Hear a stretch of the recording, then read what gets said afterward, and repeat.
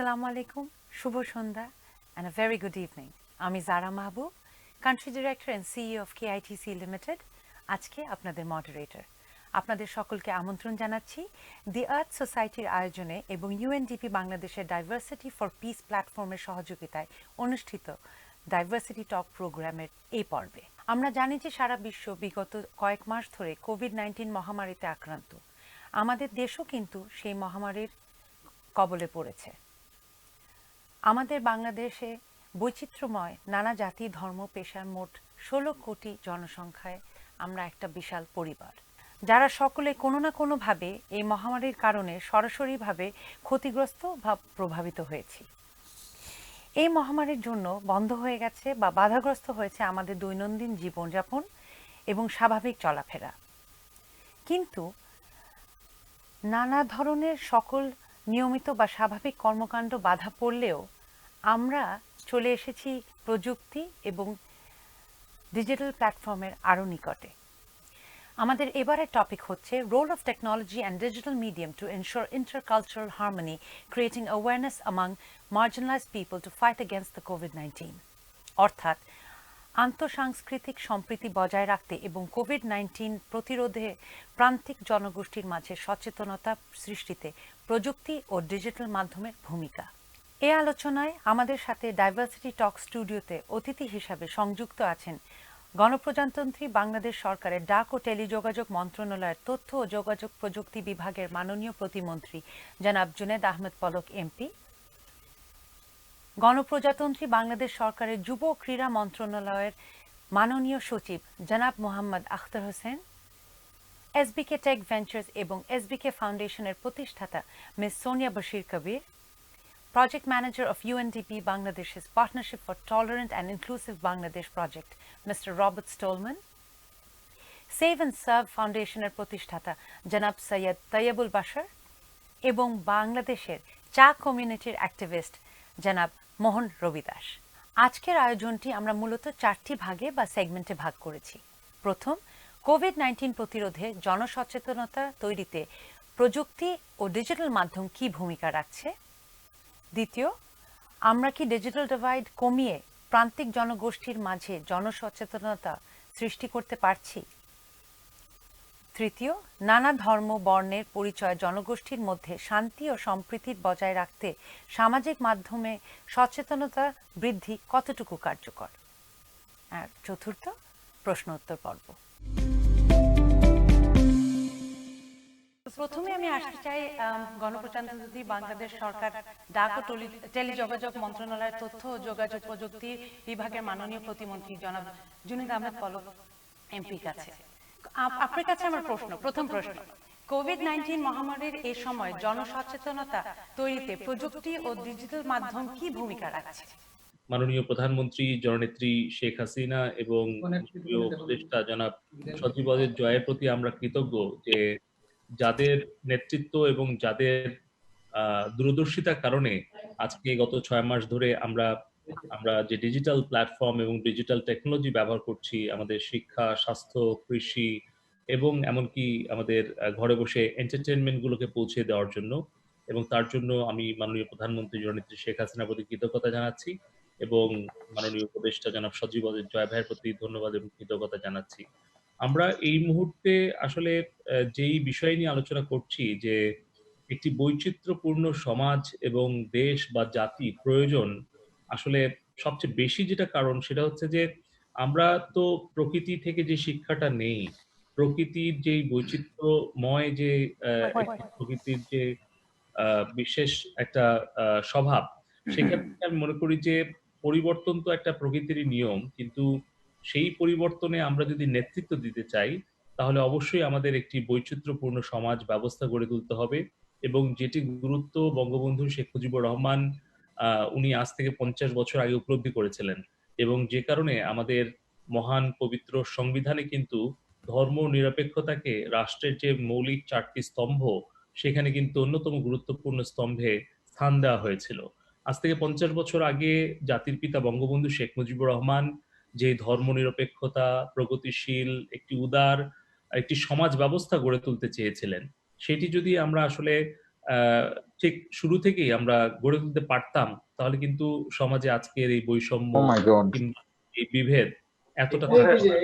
আমরা আবারও খেয়াল করছি যে এই মুহূর্তে আমাদের যে কোভিড-19 যে আনপ্রেসিডেন্টেড সিচুয়েশন, সেখান থেকে আমরা যে এক্সপেরিয়েন্সটা পেলাম গত 6 মাসে, সেই পরিবর্তিত পরিস্থিতির সাথে নিজেদেরকে খাপ খাইয়ে নেওয়া এবং এর সাথে মানিয়ে ভবিষ্যতের জন্য প্রস্তুত হওয়া, সেখানে আমি বলব যে আমাদের একটি বৈচিত্র্যপূর্ণ সমাজ গড়ে তুলতে হবে। কারণ পৃথিবীতে আগামী দিনে সবকিছুই কিন্তু প্রযুক্তি নির্ভর হয়ে যাচ্ছে। আমরা বিশেষ করে লক্ষ্য করলাম যে এই মুহূর্তে শিক্ষা ব্যবস্থা, ঘরে থেকে ছাত্রছাত্রীরা তারা যেন শিক্ষা ব্যবস্থা চলমান রাখতে পারে, তার জন্য আমরা কিন্তু এডুকেশন কন্টিনিউটি প্ল্যান দিয়েছিলাম মার্চ মাসে 20 তারিখে। যেন স্বাস্থ্যসেবা ঘর থেকে মানুষ গ্রহণ করতে পারে, তার জন্য আমরা হেলথ কন্টিনিউটি প্ল্যান আমরা দিয়েছিলাম, এবং digital connectivity continuity plan, logistic continuity plan, এবং সাথে সাথে এন্টারটেইনমেন্ট কন্টিনিউটি প্ল্যান আমরা দিয়েছিলাম মার্চের 20 তারিখে। এবং মাননীয় প্রধানমন্ত্রী জননেত্রী শেখ হাসিনা সেই কন্টিনিউটি প্ল্যানগুলো অনুমোদন করে অন্যান্য মন্ত্রণালয়ের সাথে, প্রাইভেট সেক্টরের সাথে কোলাবোরেশনের মাধ্যমে আমরা জিও, এনজিও, আইএনজিও এবং স্টার্টআপ সবাইকে সাথে করে নিয়ে কিন্তু গত 6 মাসে আমরা এই পরিস্থিতি মোকাবেলা করছি।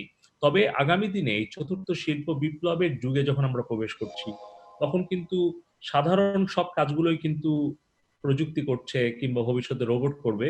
কিন্তু যেটি করতে পারবে না সেটা হচ্ছে সৃজনশীলতা। সেই সৃজনশীলতার জায়গাটা কিন্তু রোবট করতে পারবে না, প্রযুক্তি করতে পারবে না। আর সেখানে আমি বলব যে ধর্মের যে বৈচিত্র্যপূর্ণ ধর্ম যেন সমাজে থাকে, নারী পুরুষের যেন সমান অংশগ্রহণ সমাজে থাকে, এবং গ্রাম এবং শহরের বৈষম্য যাতে দূর হয়, সেই জায়গাতে আমি বলব যে একটি বৈচিত্র্যপূর্ণ সমাজ ব্যবস্থা গড়ে তুলে সৃজনশীলতার আরো সুযোগ তৈরি করাটাই আমাদের এখন মূল দায়িত্ব এবং লক্ষ্য হওয়া উচিত। খুবই সুন্দর বলেছেন পলক ভাই, থ্যাংক ইউ সো মাচ। এই ধর্ম নিরপেক্ষ বাংলাদেশ এবং সবাইকে সমানভাবে দেখা, এটাই আমরা আমাদের প্রজন্মকে শেখাতে পারি। আমার মনে হয় এটা সামনে এগিয়ে যাওয়ার একটা মূল হাতিয়ার হবে আমাদের প্রোগ্রেসিভ বাংলাদেশের জন্য। আমি এখন আসবো আমাদের মাননীয় সচিব সাহেবের কাছে, মোহাম্মদ আখতার হোসেন। আপনারা জানেন যুব ক্রীড়া মন্ত্রণালয়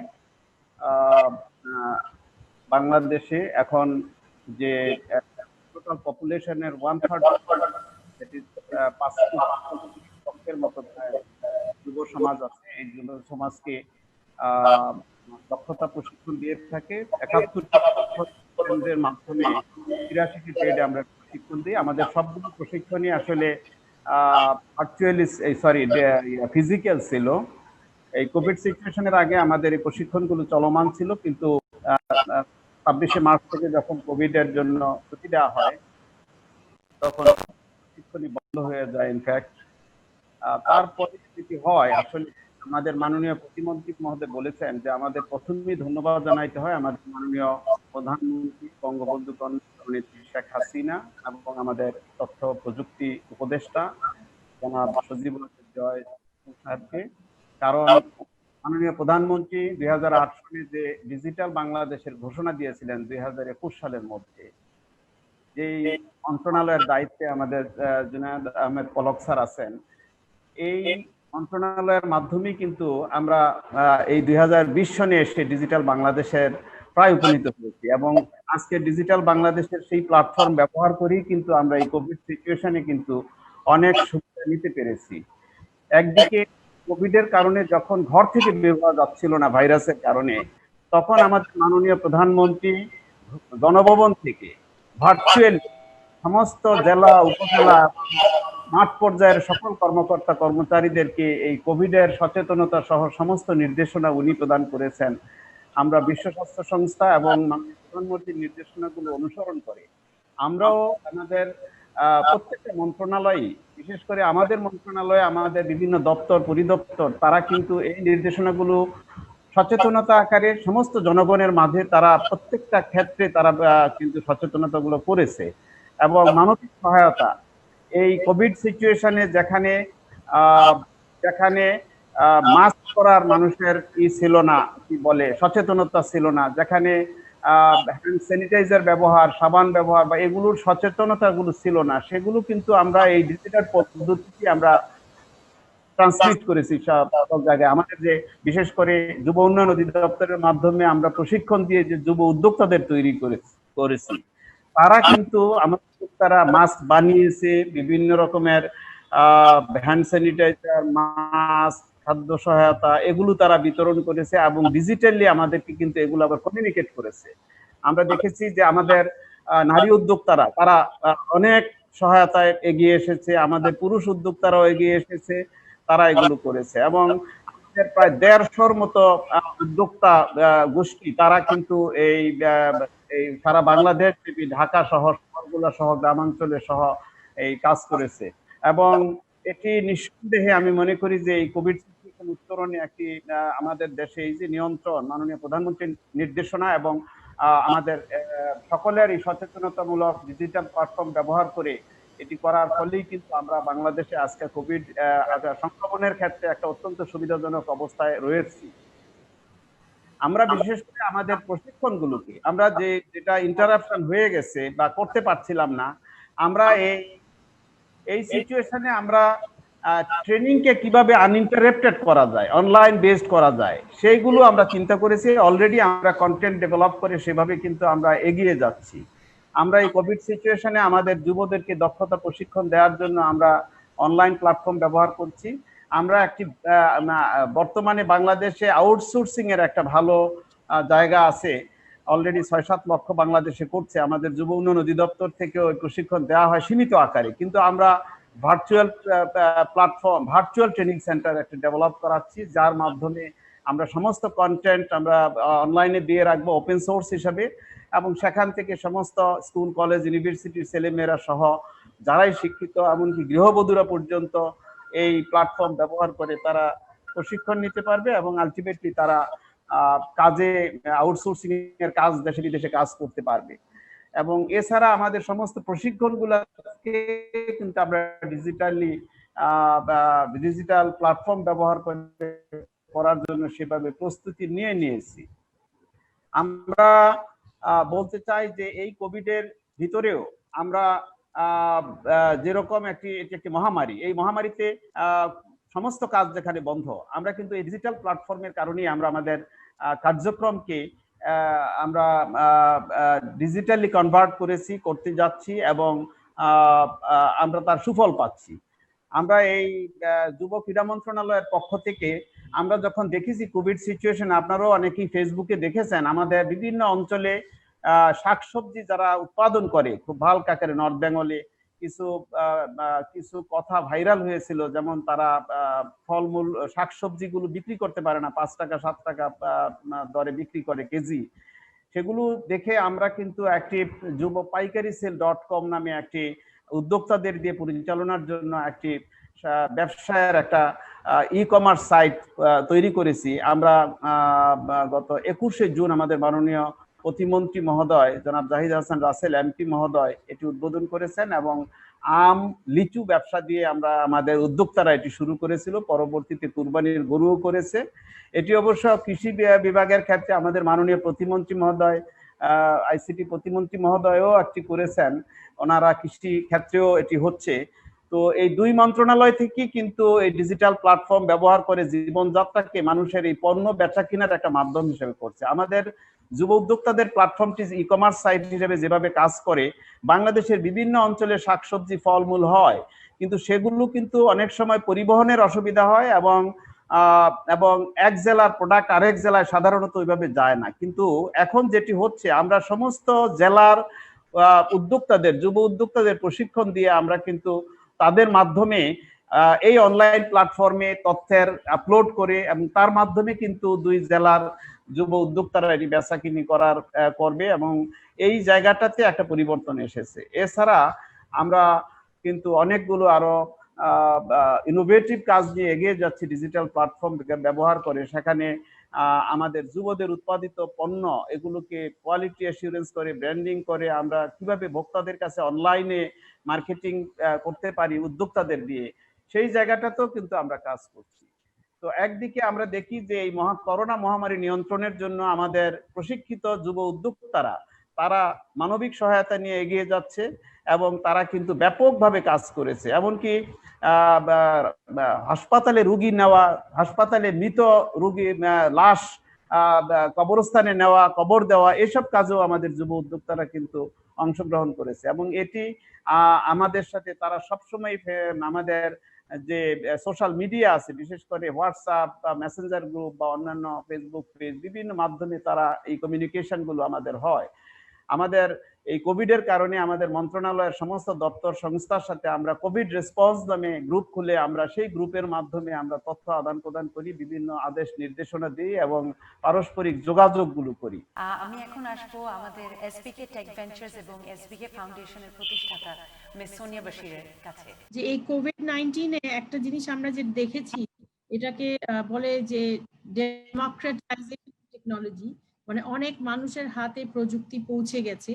এটাতে আমাদের মাননীয় প্রধানমন্ত্রী, আমাদের উপদেষ্টা, আমাদের পলক ভাই প্রতিমন্ত্রী, ওনারা যে কাজ করেছেন ডিজিটাল বাংলাদেশ ভিশন 2021 নিয়ে, ওরা কিন্তু বাস্তবের দিকে যাচ্ছে। কারণ এই কোভিড এর পরে 3 মোস্ট ট্রেডিশনাল সেক্টরস যেটা টেকনোলজি করে নাই, হেলথ, এডুকেশন এন্ড ব্যাংকিং, এই তিনটাই আমরা দেখেছি জনগণ কিন্তু অনেক ওপেনলি এগুলা ইউজ করছে এই নন ট্রেডিশনাল সেক্টরসে। সো এখানে দেখা যাচ্ছে যে মানুষ এখন একটু অ্যাওয়ারনেস পেরেছে আর জেনেছে যে এইগুলা সার্ভিস পাওয়া যায়। কিন্তু এখন হচ্ছে যে যে জেনারেশনটা আমাদের আসছে, জেনারেশন জেড বা জেনারেশন জি বলে, দে আর 5 to 25 years old. ওদের চাহিদা অনেক ভিন্ন হবে from ours, and COVID has done a reset for that. So ওদের চাহিদা হচ্ছে যে they are known as the mobile first generation. ওরা হয়তো কোনোদিন কম্পিউটার ব্যবহার করবে না, সবকিছু মোবাইলে হবে। সো ওদের ডেলিভারি অফ সার্ভিসেস সবকিছু মোবাইল দিয়ে আসতে হবে, যেটা আমরা একটু ফ্লেভার পেয়েছি এডুকেশন, হেলথ আর ব্যাংকিং নিয়ে। এখন হলো যে এতদিন আমাদের সার্ভিসেস যেগুলো ছিল, যেগুলো আমরা প্রযুক্তি খাতে দেখেছি, those were all supply driven, মানে যেগুলো আমাদের আছে ওটা আমরা দিয়েছি। এখন যেহেতু মার্কেট ডাইনামিক্স বদলিয়েছে, এখন হবে ডিমান্ড ড্রিভেন সার্ভিসেস, মানে ইট উইল বি এ পুল, যে এই আমাদের নিউ জেনারেশন যারা আসছে ওরা যেরকম সার্ভিস চাচ্ছে ওদেরকে কেটার করে আমাদের সার্ভিসগুলো তৈরি করতে হবে। তো এটা দরকার ছিল, কারণ যা আমরা করেছি, এটা টিভ্যাট বলেন, স্কিলস ডেভেলপমেন্ট, এগুলো সব দরকার ছিল to build the base, to build the bottom of the pyramid. But এখন অ্যাজ উই রাইজ, আমাদের মানুষের চাহিদা বাড়ছে, চাহিদা চেঞ্জ হচ্ছে, প্রযুক্তি সব জায়গায় একদম পেনিট্রেশন করছে, ওটার জন্য আমাদের ডিমান্ড বেসড সার্ভিসেসে আসতে হবে, যে মানুষের আসলে কি দরকার, এই কাজটাই আমাদের ইম্পর্টেন্ট। তরুণ সমাজকে নিয়ে দ্য আর্থ সোসাইটির আয়োজনে এবং ইউএনডিপি বাংলাদেশের ডাইভার্সিটি ফর পিস প্ল্যাটফর্মের সহযোগিতায় তৈরি হয়েছে একটা খুব সুন্দর অডিও ভিজুয়াল। চলুন না আমরা সেটা দেখে আসি।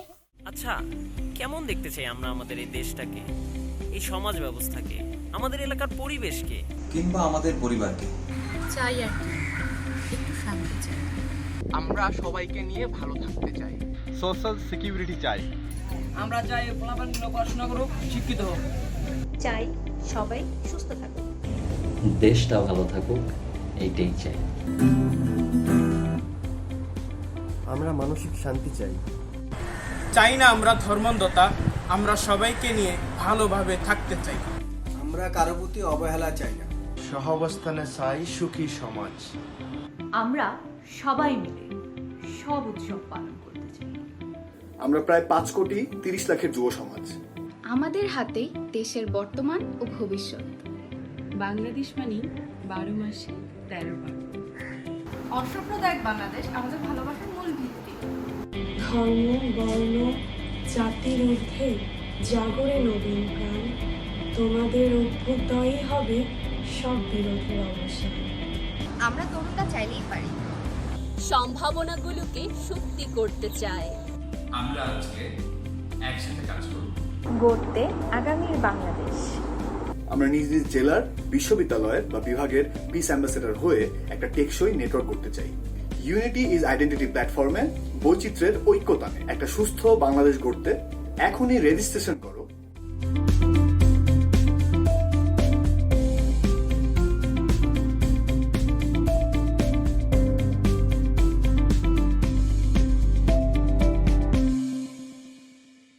No, it's a real pleasure to be here today with such the distinguished panel, also with the Honorable Minister, Secretary of the Ministry of Youth and Sports, Sonia and others, and a well-known Tajab. Actually, with the Partnership for a Tolerant and Inclusive Bangladesh, as other UNDP programs and other UN agencies, we have been closely working with governments and other development partners in the response to COVID. And the area where actually the Partnership for Tolerant and Inclusive Bangladesh is contributing to is looking at issues around social cohesion. And the social cohesion actually you can define in actually from two dimensions. There is a vertical dimension, what means that the trust people have in the government, and there is a horizontal dimension, what means the trust between people, and both are extremely important for the COVID response, because we all know COVID is the crisis is much more than a health crisis. The lockdown, social issues, economic issues, this all needs to be taken into consideration, and we all need to jointly. I mean, we need a whole of government approach to speak of it, but also a whole of society approach. Everyone needs to be on board to come out of this crisis, and also not just to come out of the crisis, but also aiming to build better. So what we have been doing so far is that we have tried to contribute to a better understanding around social cohesion issues in COVID. So one of our partners is Professor Imtiaz of the Dhaka University with the Bangladesh Peace Observatory. We are already working with them since 2016. They are building up a database around violence. It's an open source database for everyone available. But we also have started to look what actually the impacts are COVID on social cohesion.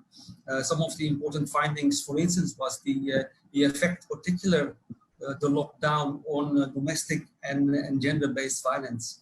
This has gone dramatically up during the COVID crisis, so it needs to be looked at.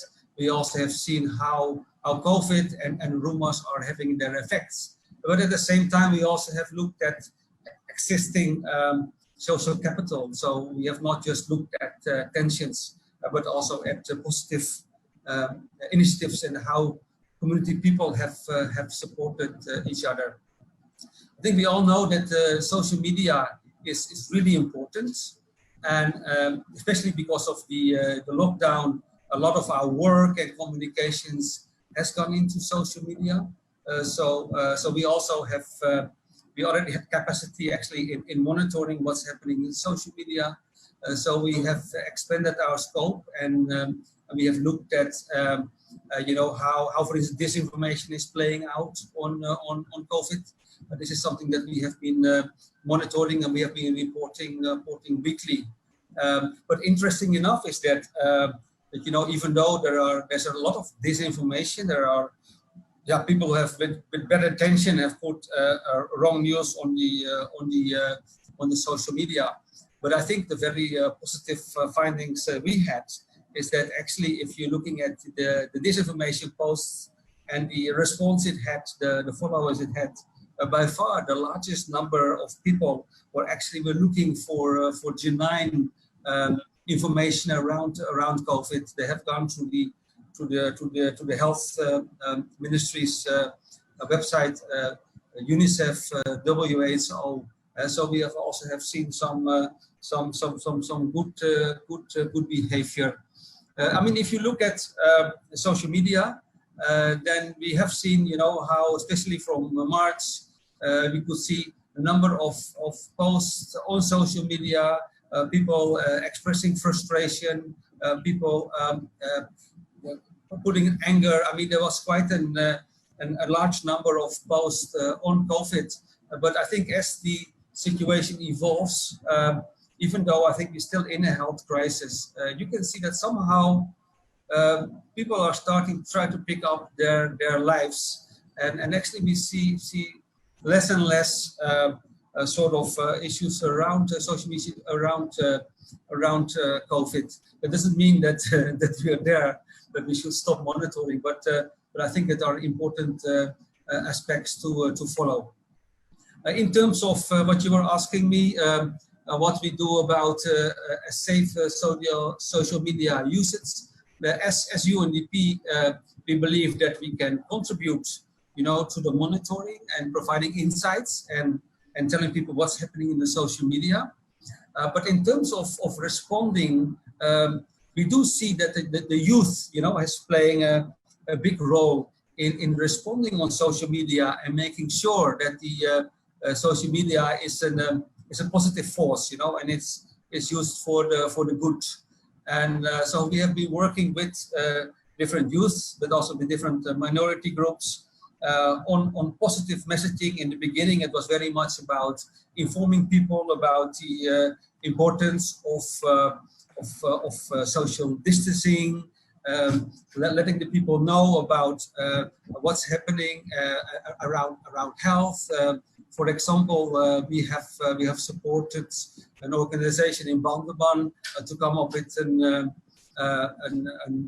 video clip around COVID awareness in the local Marma language. We have worked with an organization called BScan. We had the first video clip in sign language. And so in the beginning, we have been able that also minorities and hard to reach people would be informed about the COVID. And after, actually, we have started to work more on issues like stigmatization. I think we have done a very interesting initiative, and that was also with our Honorable Minister was also part of it. It's called the Digital Kids Challenge, which these are youth hackathons, but we are already organizing since 2016. And we have organized a hackathon asking the youth, how we could start tackling stigmatization of COVID patients and also of health workers. And that was quite an interesting innovation for us, because normally we would select a group of young people, bring them into a residential area, having a few days of interactions with them, and this time it had to be fully online. But I think we have been able to come up with some youth organizations. Some of them are startups, some of them are very initial organizations who all came up with some good ideas about how to make the social media more a positive force, and how it can be taken, how it can be used, to get out of this crisis. Thank you. Wonderful. Thank you so much, Mr. Stolman.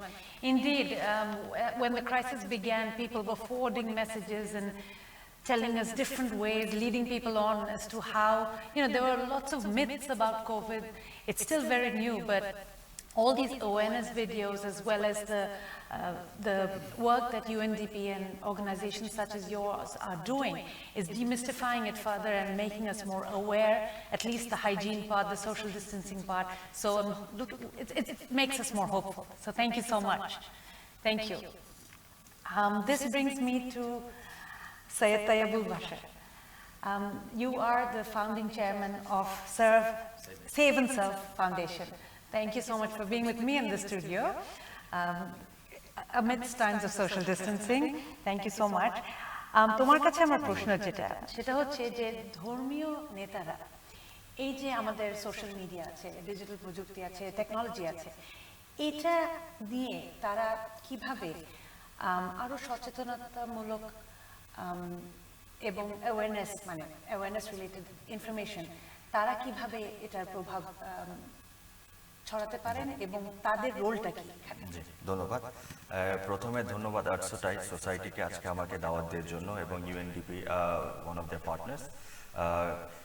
Basically to start of with, আমি আর্টসোসাইটি আরও ধন্যবাদ জানাতে চাই যে আজকে আমরা save and save foundation, আমরা inter religious harmony নিয়ে কাজ করি। সেরকম একটি অনুষ্ঠান যেখানে আইটি বা আইসিটি টেকনোলজি নিয়ে কথা হচ্ছে, এখানে ধর্মকে বা ধর্মীয় সংগঠন থেকে প্রাধান্য দেওয়া, I think it's high time, এবং আমি এই জন্য সকলকে ধন্যবাদ জানাচ্ছি আজকে আমাদেরকে এই অনুষ্ঠানে দাওয়াত দেওয়ার জন্য। আসলে ধর্ম বা ধর্মীয় সেক্টরটাকে যদি চিন্তা করে, যদি আমরা এসডিজি গোল, ইউএন এসডিজি গোলও চিন্তা করি, এমন কোনো হিউম্যানিটেরিয়ান বা হিউম্যান রাইটস সাইট নাই যেটা আসলে ধর্ম বা ধর্মের বিষয়ে কাজ করতে পারে না। আপনি যদি ফর এক্সাম্পল যদি ধরেন from SDG 16 point of view যদি পিভি চিন্তা করেন বা সিকিউরিটি চিন্তা করেন, এখানেও দেখবেন ধর্মর কারেক্ট ব্যবহার বা ধর্মর ট্রান্সক্রিপ্টগুলিকে আমরা যদি মানুষের কাছে বাইরে পৌঁছিয়ে দিই, তাহলে এখানে ভায়োলেন্স থেকে শুরু করে বিভিন্ন জিনিসে ওমেন রাইট ইস্যু থেকে শুরু করে ওমেন এম্পাওয়ারমেন্ট জিনিসটাকে আমরা কিন্তু টাচ করতে পারি। একইভাবে হেলথ সেক্টর বলেন, এনভায়রনমেন্ট বলেন, ক্লাইমেট চেঞ্জ বলেন, ধর্ম এমন একটা জিনিস বা এমন একটি বিশ্বাস এক একজনের।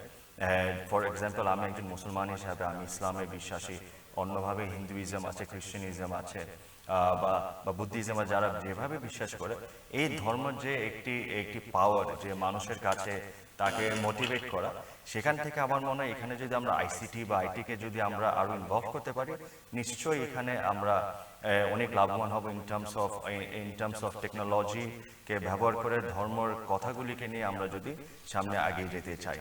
ফর এক্সাম্পল, আমি বলতে পারি যে আমরা যখন কোভিডের সময় দিয়ে গেল, এখানে আমরা দেখেছি যে অনেক রকম মিসইন্টারপ্রিটেশন, পরে মিসইনফরমেশন কারণে কিন্তু লকডাউনের বিষয়ে কিন্তু অনেক সমস্যা দেখা গিয়েছে, এবং একই সাথে বড় জমায়েত নিয়ে কিন্তু অনেক রকম সমস্যা দেখা গিয়েছে, এবং দেখা গেছে আইটি টেকনোলজিকে ব্যবহার করে, ফেসবুক প্ল্যাটফর্ম বা ইউটিউব প্ল্যাটফর্মকে ব্যবহার করে এমন অনেক কিছু বলা হয়েছে, যেটার কারণে কিন্তু এই কোভিড প্রিকশনে কিন্তু আমরা অনেক সমস্যা দেখেছি। আবার এইসব সেক্টরে যদি আমরা ধর্মীয় নেতা বা ধর্মীয় গুরুদেরকে যদি আমরা আগিয়ে নিয়ে আসতে পারি, ফর এক্সাম্পল আমরা চেষ্টা করেছি এবং করেছিও যে right messaging from Islamic point of view, কোরআন এবং হাদিস থেকে আপনার বর্ণনা দিয়ে যে how important it is to stay home, করোনার সময় ঘরে থেকে নামাজ পড়া, তারপর ইবাদত করা, এইসব বিষয়। একইভাবে আমাদের ফোরাম থেকে একজন বান্তে বুদ্ধিস্ট মঙ্ক, একজন পুরোহিত, একজন ফাদার, তারাও কথা বলেছেন, তাদেরও রিলিজিয়াস গ্রুপগুলিকে তারা কানেক্ট করতে চেয়েছে। সো আমার মনে হয় এখানে দিস রিলিজিয়াস প্ল্যাটফর্ম বা ধর্মকে আমার মনে হয় এই সংগঠন যারা আছে, আমরা এদেরকে আরো বেশি যদি আমরা ইনভলভ করতে পারি, এবং তারা কিন্তু চায়, আপনি যদি দেখেন হেট স্পিচ বা হেট মেসেজের দিক দিয়ে প্রিভেনশনে কিন্তু খুবই জরুরি, এবং দেখবেন যারা মিসইন্টারপ্রেট করে বা প্রোপাগান্ডা ক্রিয়েট করে, তারা কিন্তু ভেরি অ্যাক্টিভ, ধর্মের নাম ব্যবহার করে জঙ্গিবাদ সৃষ্টি করে, তারা কিন্তু very active in social media এবং বিভিন্ন প্ল্যাটফর্মে। বাট যারা রিলিজিয়াস গুরু বা যারা অথেন্টিক আছে, তারা কিন্তু সেভাবে আইসিটি বা আইটির দিকে ঝুঁকে যাচ্ছে না। তার মানে ইটস হাই টাইম যে আমরা তাদেরকে আগিয়ে নিয়ে এসে শুধু কোভিড নয়, কোভিড বাদেও বিভিন্ন রকম সামাজিক এবং এবং এবং ন্যাশনাল এবং ইন্টারন্যাশনাল বিষয়, আমার মনে হয় আমরা ধর্মীয় গুরুদেরকে প্রত্যেকটা সেক্টর, ক্লাইমেট থেকে শুরু করে, এনভায়রনমেন্ট থেকে শুরু করে, অ্যান্টি ভায়োলেন্স থেকে শুরু করে, আমরা হেলথ থেকে শুরু করে, ক্লিনেস থেকে শুরু করে, এখানে ধর্মীয় গুরু বা নেতারা যে ভূমিকা রাখতে পারবে, আই ক্যান অ্যাসিওর ইউ, সেটা অন্য সবাই রাখতে পারবে, বাট আমাদের ইম্প্যাক্ট আরও বেশি হবে। বিকজ বাংলাদেশ, আপনারা জানেন, আমরা খুবই ধর্মভীরু দেশ, আমরা ধর্ম অনেক সুন্দরভাবে এবং খুব রিলিজিয়াস তো অবশ্যই, আমরা খুব সুন্দরভাবে কালচারালি অ্যাজ ওয়েল আমরা কিন্তু পালন করি। থ্যাংক ইউ সো মাচ ভাইয়া, খুব সুন্দর লাগলো যে বললে। থিং ইজ, আমরা মনে করি সেকুলার কিংবা ডাইভার্সিটি মানে রিলিজিয়নকে বাইরে রাখা, এটা কিন্তু না। Secular does not mean irreligious, secular is inclusivity, everybody included. So thank you so much. This was extremely uplifting. Thank you. So আমি এখন আসবো আমাদের খুব স্পেশাল একজনের কাছে। একদম শেষে চলে এসেছি, কিন্তু শেষ বলেই যে not the last but not the least, বাংলাদেশের চা কমিউনিটির একজন সক্রিয় কর্মী জনাব মোহন রবিদাস, সরি আমি নামটা ভুল করে ফেলেছি, আবার বলছি, আমাদের একজন খুব প্রিয় সক্রিয় কর্মী চা কমিউনিটিতে জনাব মোহন রবিদাসের কাছে আসছি। করোনাকালীন সময় আপনার কমিউনিটি কি কি ধরনের পরিস্থিতির সম্মুখীন হয়েছে, এবং এই পরিস্থিতি মোকাবিলায় প্রযুক্তি এবং সামাজিক মাধ্যম কিভাবে সাহায্য করেছে? সময় কিন্তু আমাদের কারখানা, মিল সবই কিন্তু বন্ধ হয়ে গিয়েছিল, কিন্তু চা বাগান বন্ধ হয় ওই সময়। আমরা কি এত ছিলাম যে চা বাগান বন্ধ না, মানুষজন বাগানে কাজ করে থাকে, কাজ করে থাকে, সোশ্যাল ডিস্টেন্সিং মেইনটেইন করা সম্ভব, আমরা কি করবো? আমরা খুবই আতঙ্কিত ছিলাম, ওনারাও চা করার পক্ষে ছিল না। তো আমরা কিন্তু সময় আমাদের বাগান মানুষ মিলে আমাদের বাগান করি, এবং আবার খুলতে তাদের মজুরি দিতে নাড়া দিল, জন্য আমরা চা বাগান করে হয়েছে। তো ওই সময় আমি যেটা করছি আর কি বলি, এবং এখানে যে প্ল্যাটফর্ম টেকনোলজি যে ব্যবহার হয়েছে সেটা মানে আমি একটু বলবো। কোভিড-19 যখন সারা দেশে প্রাদুর্ভাব হয়, তো আমি চা বাগানটাও একটা আতঙ্ক বিরাজ করছে যে অনেক মানুষ মারা সেই রোগে। তখন আমি ফেসবুক মাধ্যমে ইনফরমেশন মানে আমরা ডিমিনেট এবং মাইক করে প্রত্যেক পাড়ায় গিয়ে মানে ব্যবহার করা, সাবান দিয়ে মানে হাত ধোয়া, সোশ্যাল ডিস্টেন্স মেনটেন করা, এইগুলো বলে। এবং ওই সময় খুবই আমি ফেসবুক চা বাগানের মানুষজনদেরকে সচেতন করার জন্য এই করোনা ভাইরাসের জন্য আমি একটা গান লিখেছিলাম ওই সময়, যে কিভাবে আমাদের চা বাগানের মানুষজন করোনা ভাইরাস বিষয়ে সচেতন হয়। তো আসলে খুবই আনন্দের সাথে জানাচ্ছি যে গানটা ওই সময় কিন্তু ভাইরাল হয়ে গেছিল এবং বাংলাদেশের প্রতি চা বাগানে আমার সেই গানটা ছড়িয়ে গেছিল এবং সেখানে করোনা ভাইরাস এই বিষয়গুলো নিয়ে আমি মানে বলেছিলাম। তো দেখা গেছে যে করোনা ভাইরাসের সময় এখনো প্রায় অনেকটা আমরা এখনো কিন্তু আতঙ্কের ভিতরে আছি। তো চা বাগান অনেক বড় একটা বিপদ পার করেছে, অনেক বড় একটা আতঙ্ক পার করেছে। কারণ মানে আল্লাহ না করুক, ভগবান না করুক, যদি করোনা ভাইরাস যদি চা বাগানে যেরকম ভাবে প্রাদুর্ভাব বিস্তার করতো, তাহলে শত শত হাজার মানুষ কিন্তু মারা যেত। কারণ আমাদের ওই সোশ্যাল প্রোটেকশনটা নাই, হাসপাতালের পর্যাপ্ততা নাই। এখানে আমাদের মাস্ক ব্যবহার করা বা সাবান ব্যবহার করা, স্যানিটাইজার ব্যবহার করা, এইগুলো ব্যবহার করা আমাদের এই যে নিমায়ের আমাদের চা বাগানের চা জনগোষ্ঠীর দৈনিক তৈরি মাত্র এখন 102 টাকা। এই 102 টাকা এই স্যানিটাইজার, সাবান, মাস্ক এগুলা পুরো একেবারে সম্ভব ছিল। যাই হোক, করোনাকে কোভিড-19 এর চা বাগানের পক্ষ থেকে অনেক আমরা ধন্যবাদ জানাচ্ছি যে চা বাগানে ওইভাবে প্রাদুর্ভাবটা বিস্তার করে নেয়। আর আমাদের মাননীয় প্রধানমন্ত্রী দেশপ্রধান জননেত্রী শেখ হাসিনাকে আমরা ধন্যবাদ জানাতে চাই যে উনি আসলে বলেছিলেন, ওনার কথা লেগে গেছে আসলে যে চা বাগানে ভাইরাসের প্রাদুর্ভাব দেখা যাবে না। তো এই জন্য দেখা গেছে সত্যি সত্যি তো মাননীয় মন্ত্রীর ওরা কিন্তু মানে একেবারে কাজে গেছে এবং আমাদের চা বাগানে ভাইরাস গেলে আসাই একজন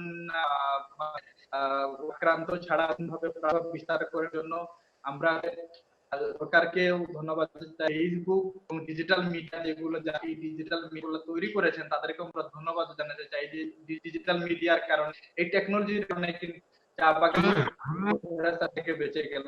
তো আর আরেকটা বিষয় বোঝায় যে এই যে চা বাগানে বিভিন্ন ভাষা সংস্কৃতির মানুষজন আছেন এবং এই আমাদের 94টা জনগোষ্ঠী আছে এবং এখানে দেখা যায় যে 45টি ভাষাভাষী মানুষজন আছেন, প্রায় 15 লাখ জনগোষ্ঠী। আমরা জাতি, ধর্ম, বর্ণ নির্বিশেষে কিন্তু সাউন্ডফুলি এবং পিসফুলি আমরা বসবাস করছি। তো এখানেও কিন্তু ডিজিটাল মিডিয়া, ডিজিটাল প্ল্যাটফর্মের একটা মানে ভালো অবদান আছে। তো অনেক অনেক ধন্যবাদ আমাকে চা বাগানের পক্ষ থেকে কিছু বলার দেওয়ার জন্য।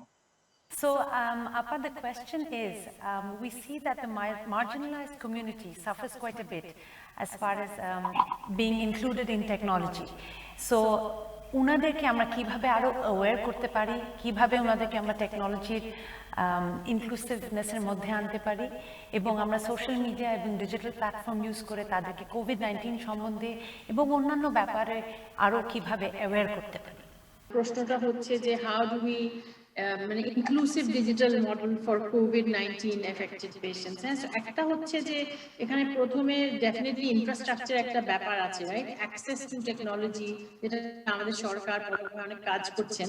So access to technology every day improve করছে। 16 কোটি মানুষের দেশ, হাতে ফোন আছে, আমাদের ডিভাইস এসে গেছে, ডেটা এসে গেছে, কিন্তু সব জায়গায় এবং স্মার্টফোন এরও একটা রিভার্সাল হবে আস্তে আস্তে when we get more into the smartphone usage, যখন মানুষ অ্যাপ ব্যবহার করে তাদের তথ্য নিতে পারবে। এই মুহূর্তে হয়তো পারছে না, কিন্তু কিছু যদি বলতে চাই যে besides strengthening the digital infrastructure, আমাদের ইন্টিগ্রেশনে আমাদের অনেক কিছু করার আছে যে মানুষকে অ্যাওয়্যার করার জন্য। একটা হচ্ছে যে generate information by collecting information। আমরা যখন তথ্য কালেক্ট করি ডিজিটালি, যারা আমাদেরকে তথ্য দিচ্ছে ওরাও কিন্তু শুনছে, শিখছে। হয়তো ওরা নিজে ব্যবহার করছে না, but they are listening to how why information is being collected, আর ওদেরকে যদি বোঝানো যায় যে আর্টিফিশিয়াল ইন্টেলিজেন্স ইন হেলথ কিভাবে কি করতে পারে, তারপরে বিগ ডেটা অ্যানালাইজ করে আমরা অনেক কিছু দেখতে পারি। সিঙ্গাপুরের মতো শহরে কেউ যদি কোনো একটা জায়গায় যায় তাদের চেক ইন করতে হয়, চেক আউট করতে হয়, আমরা পিপল ম্যানেজমেন্ট হচ্ছে ওখানে, যে কে কোথায় মুভ করছে, আমরা ডিজিজ কন্ট্রোল দেখতে পাচ্ছি। তো এগুলো যখন হচ্ছে, মানুষ হয়তো ব্যবহার না করলেও ওরা দেখছে এগুলো হচ্ছে, and this awareness actually creates a desire to use. So আমার মনে হয় যে এক ধাপে তো আমরা এগিয়ে যেতে পারবো না, যে আমরা যারা মার্জিনালাইজড ওদের জন্য সলিউশন এক ধাপে দেওয়া যাবে না, কিন্তু ওদের জন্য যদি আমরা অ্যাওয়ারনেস ক্রিয়েট করি, ওদের জন্য যদি আমরা ডিজিটাল ইনফ্রাস্ট্রাকচার ইকোসিস্টেমটা স্ট্রং করি, এবং আমরা ইনফরমেশন জেনারেট করি বা ইনফরমেশন কালেক্ট করি, এই তিনটা করলে কিন্তু ওরা বুঝবে কি হচ্ছে। And then as I said earlier, যে demand based services through technology যদি আমরা দিতে পারি, এখানে একটা অনেক বড় গেম চেঞ্জিং সিচুয়েশন হবে।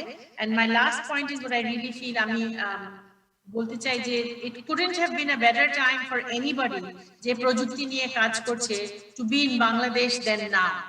এত সুন্দর একটা সময় এখন, যদিও আমাদের কোভিড-19 প্যান্ডেমিক আমাদেরকে এফেক্ট করেছে, কিন্তু ওটা যদি নেগেটিভটা বলে পজিটিভ দিকটা দেখি, এখানে প্রযুক্তির অনেক বড় একটা অবদান আছে। এবং 3 থেকে 5 বছর যেভাবে বাংলাদেশ বদলে দিবে এই মার্জিনালাইজ নিয়ে, ডেমোক্রেটাইজ করে টেকনোলজি, ফিউচারটা অনেক ভালো।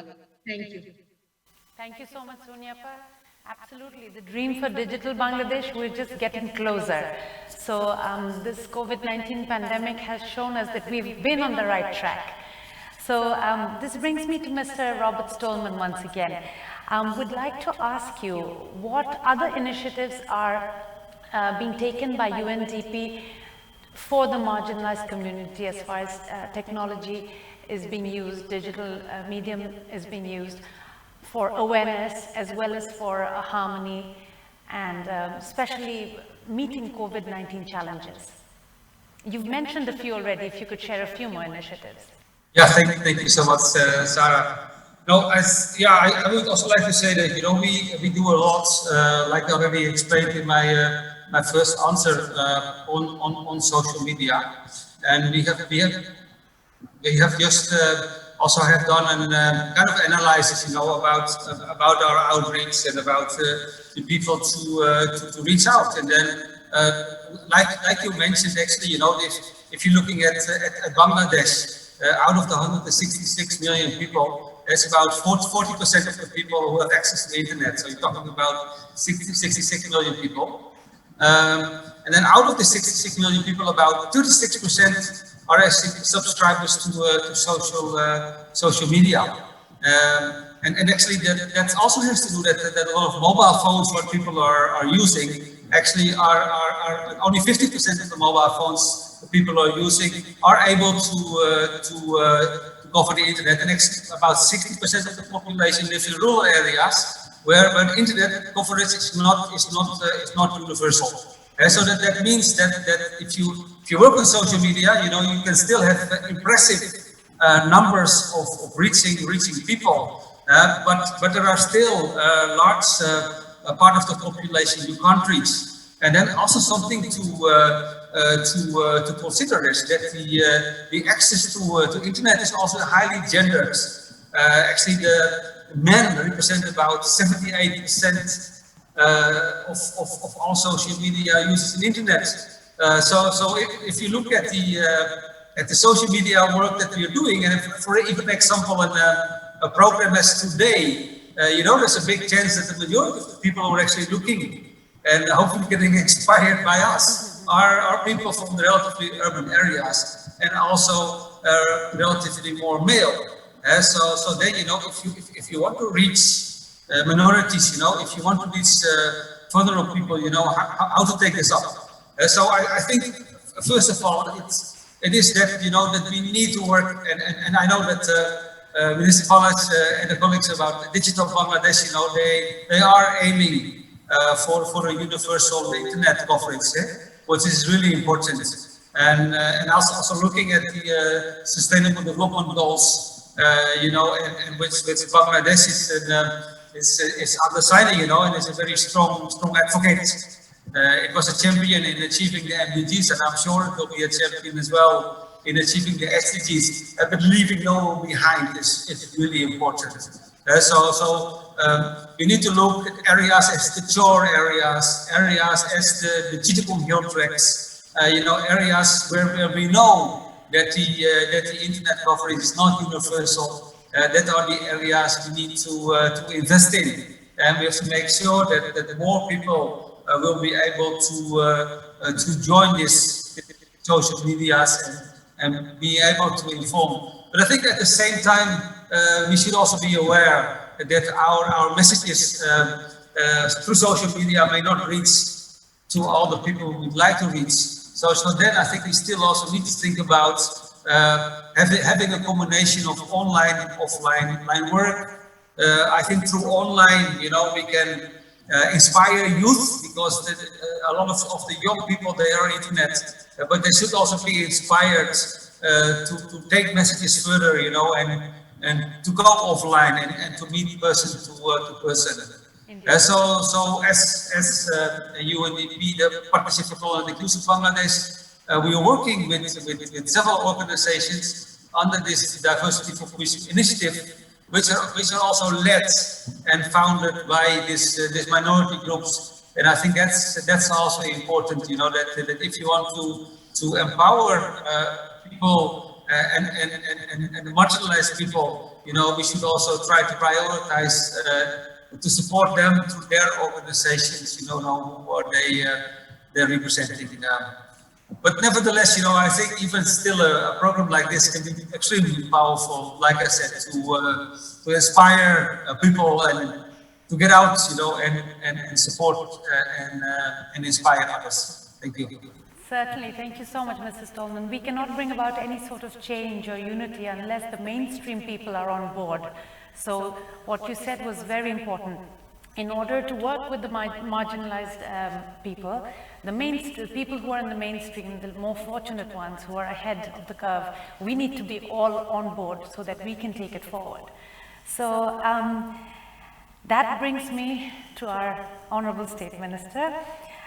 পলক ভাইকে প্রশ্ন, আপনার এলাকার প্রান্তিক জনগোষ্ঠীর কাছে তথ্য প্রযুক্তি এবং যোগাযোগ মাধ্যম ব্যবহার করে কি উদ্যোগ আপনি নিয়েছেন? পলক ভাই। ধন্যবাদ। এখানে একটা বিষয় হচ্ছে যে আমি তো একটি আসনের সংসদ সদস্য, অর্থাৎ আমি নির্বাচিত সদস্য হিসেবে আমার এলাকার জনগণের উপর একটা দায়িত্ব আছে, এবং আমার এলাকার চলন বিলের অত্যন্ত একটা প্রত্যন্ত অঞ্চল ছিল।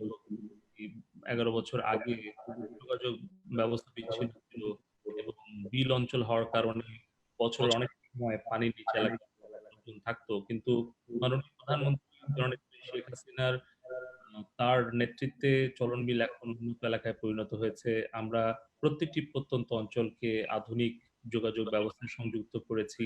আমরা সাবমার্জড রোড কানেক্টিভিটি আওতায় এনেছি, এখানে পানির নিচে ঢালাই করা রাস্তা নির্মাণ করে দিয়েছেন জননেত্রী শেখ হাসিনা। যখন বর্ষা মৌসুম, তখন সেই রাস্তার উপর নৌকা চলে, আবার শুষ্ক মৌসুমে সেখানে গাড়ি চলে।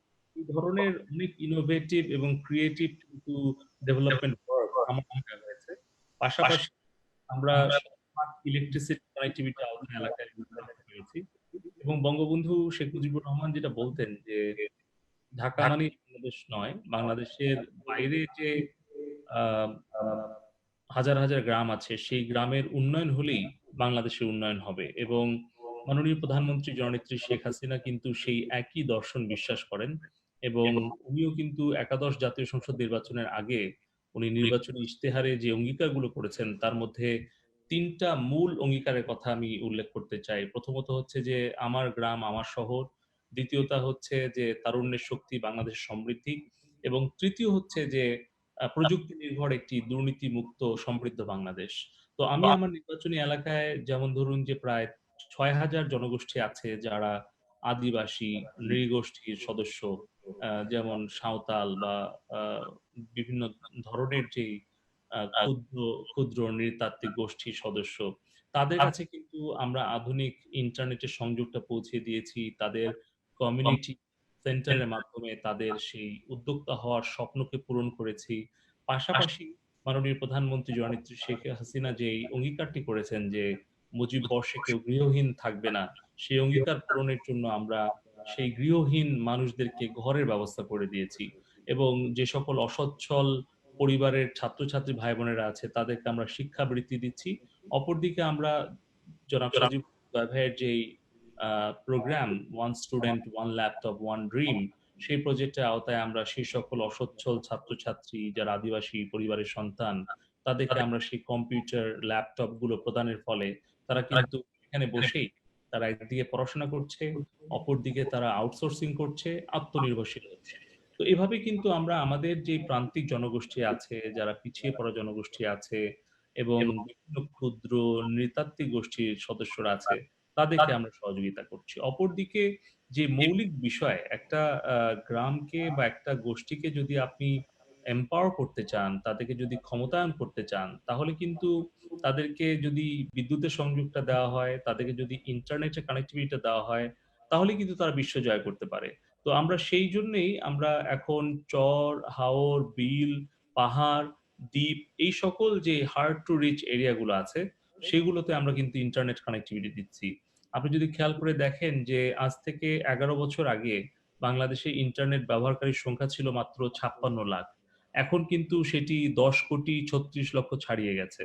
এটা কিন্তু এমনি এমনি হয়নি। এটা কিন্তু একটা সুনির্দিষ্ট পরিকল্পনার ফলে হয়েছে এবং একটি বাস্তবায়নের জন্য যে নির্দেশনা জনাব সজীব ওয়াজেদ জয় ভাই দিয়েছেন যার ফলে হয়েছে। আমরা 14 সালে জেলা পর্যন্ত, 15 সালে উপজেলা পর্যন্ত এবং আজকে 20 সালে প্রায় 3800 ইউনিয়ন পর্যন্ত কিন্তু fibre optical high speed connectivity আমরা নিয়ে যেতে পেরেছি এবং যার ফলে আজকে কিন্তু প্রান্তিক যে জনগোষ্ঠী তারা কিন্তু এই সুবিধাটা পাচ্ছে এবং এই করোনা ভাইরাসকালীন সময়ে কিন্তু আমাদের যে 333 যে ন্যাশনাল হেল্পলাইন সেটি ব্যবহার করে কিন্তু লক্ষ লক্ষ যে কর্মহীন জনগোষ্ঠী তারা কিন্তু খাদ্য সহায়তা পেয়েছে। এমনকি আমাদের প্রায় 25 লক্ষ পরিবার কিন্তু তারা এই সেবাটা গ্রহণ করেছে এবং প্রায় 800 ডাক্তার আমাদের টেলিমেডিসিন সেবা দিয়েছে যেন ঘরে বসে এই করোনা ভাইরাস কালীন সময়ে করোনা রোগী এবং করোনার বাইরেরও অনেক রোগী কিন্তু তারা সেই সহযোগিতাগুলো পাচ্ছে এবং আমরা আধুনিক প্রযুক্তি ব্যবহার করে যে করোনা হটস্পট গুলো সেগুলোকে আমরা 7 দিন আগে থেকেই আমরা অনুমান করে আমাদের স্বাস্থ্য মন্ত্রণালয়, স্বরাষ্ট্র মন্ত্রণালয় যেই রেসপন্স টিম গুলো কাজ করছে মানে ফ্রন্ট এন্ডে তাদেরকে আমরা কিন্তু সহযোগিতা করেছি আমাদের national data analytics task force থেকে। তো এভাবে আমরা কিন্তু সামগ্রিকভাবে আমাদের যেই প্রযুক্তি নির্ভর যে সেবাগুলো সেগুলো আমরা কিন্তু দেশের প্রান্তিক জনগোষ্ঠী যাদের সামর্থ্য কম তাদেরকে কিন্তু আমরা ব্যবহার করার সুযোগ করে দিয়েছি। কারণ 333 হচ্ছে টোল ফ্রি নাম্বার, ফলে এখানে ফোন করে যে কোনো কেউ খাদ্য পেয়েছে, শুধু আমার নির্বাচনী এলাকা নয়, সারা বাংলাদেশে সবাই পেয়েছে এবং মাননীয় প্রধানমন্ত্রী জননেত্রী শেখ হাসিনা নির্দেশ দিয়েছিলেন যে যেন আমাদের একটা সেন্ট্রাল ডেটাবেজ করা হয়, যেই ডেটাবেজ থেকে যেন প্রান্তিক জনগোষ্ঠী সাধারণ অসহায় কর্মহীন এই করোনাকালীন সময়ে তারা যেন এই সেবাটা পায় এবং কোথাও যেন মিসইউজ না হয় তার জন্য আমরা একটা সেন্ট্রাল ডেটাবেজ তৈরি করি এবং এই সেন্ট্রাল এইড ম্যানেজমেন্ট সফটওয়্যার ব্যবহার করে আমরা 50 লক্ষ এই করোনাকালীন সময়ে দুস্থ পরিবারকে 2500 করে টাকা মাননীয় প্রধানমন্ত্রীর পক্ষ থেকে প্রত্যেকের মোবাইল ফাইন্যান্সিয়াল ওয়ালেটে আমরা কিন্তু পৌঁছে দিয়েছি স্বচ্ছতা, জবাবদিহিতা এবং দ্রুততার সাথে। এবং আরেকটি বিষয় হচ্ছে যে ন্যায় বিচার নিশ্চিত করার স্বার্থে এই করোনাকালীন সময়েও কিন্তু এই বিগত 6 মাসে প্রায় লক্ষাধিক মানুষকে ভার্চুয়াল কোর্টের সেবা আমরা প্রদান করতে পেরেছি। এই সবগুলো বিষয় কিন্তু সম্ভব হয়েছে জননেত্রী শেখ হাসিনার ডিজিটাল বাংলাদেশের ডিজিটাল প্রযুক্তির কল্যাণে। অপরদিকে আপনি খেয়াল করে দেখবেন যে ইন্টারনেটের মাধ্যমে আমাদের ছাত্রছাত্রীরা ঘরে বসে যেরকম অনলাইনে ক্লাস করছে, বিশ্ববিদ্যালয়ের জন্য ডিজিটাল ক্লাসরুম আমরা করেছি। আমরা পার্লামেন্টের যে চ্যানেল সেটাকে ব্যবহার করে আমরা প্রাথমিক মাধ্যমিক পর্যায়ের আমরা ছাত্রছাত্রীদেরকে ঘরে বসে শিক্ষা ব্যবস্থা নিশ্চিত করতে পেরেছি। অপরদিকে যাদের টেলিভিশন ইন্টারনেট নেই তাদেরকে কিন্তু 333 নাম্বারে ফোন করে তাদেরকে কিন্তু বিনা পয়সায় টোল ফ্রি নাম্বার ব্যবহার করে আমরা কিন্তু শিক্ষকদের সাথে ছাত্রছাত্রীদেরকে যোগাযোগ করিয়ে দেওয়ার একটা ব্যবস্থা করতে পেরেছি এবং আমরা পুরো বাংলাদেশের মানুষদেরকে সচেতন করার জন্য আমরা বিভিন্ন ধরনের কন্টেন্ট সোশ্যাল মিডিয়াতে এনেছি যেন নারী নির্যাতন বা শিশু নির্যাতন না হয় তার জন্য কল সেন্টার সেট আপ করেছি এবং মহিলা শিশু বিষয়ক মন্ত্রণালয়ের সাথে স্বরাষ্ট্র মন্ত্রণালয়ের সাথে আমরা ঐক্যবদ্ধ হয়ে কাজ করছি 999 যেটি 2016 সালে মাননীয় উপদেষ্টা জনাব সজীব অজিত জয় ভাই উদ্বোধন করেছিলেন সেখানে কিন্তু কোটি কোটি মানুষ সেবা গ্রহণ করছে ফলে এভাবেই আমরা আমাদের প্রত্যন্ত গ্রামের সাধারণ মানুষকে আমরা প্রযুক্তি নির্ভর সেবাটা দিচ্ছি যেন তারা এই করোনাকালীন সময়ে এবং করোনা পরবর্তী সময়ে তারা এই প্রযুক্তি নির্ভর সেবাগুলো নিশ্চিত করতে পারে। গত 10 বছর আগে যেটা আশ্চর্যজনক মনে হতো এখন দেখেন আমরা আসলে ডিজিটাল বাংলাদেশ রিয়েলাইজ করছি স্পেশালি ডিউরিং দিস প্যান্ডেমিক। এখন আসবো মাননীয় সচিব মহোদয়ের কাছে। আপনার মন্ত্রণালয় থেকে প্রান্তিক জনগোষ্ঠী যারা পিছিয়ে পড়েছেন তাদের জন্য কি কি উদ্যোগ নেওয়া হয়েছে, কি কি প্রকল্প আছে এবং আমাদের যুব সমাজকে স্বাবলম্বী, আত্মবিশ্বাসী এবং সচেতন করে গড়ে তোলার জন্য কি কি প্রকল্প নিয়েছেন কিংবা নিচ্ছেন, পরিকল্পনা করছেন, আমাদের সাথে যদি একটু শেয়ার করতেন।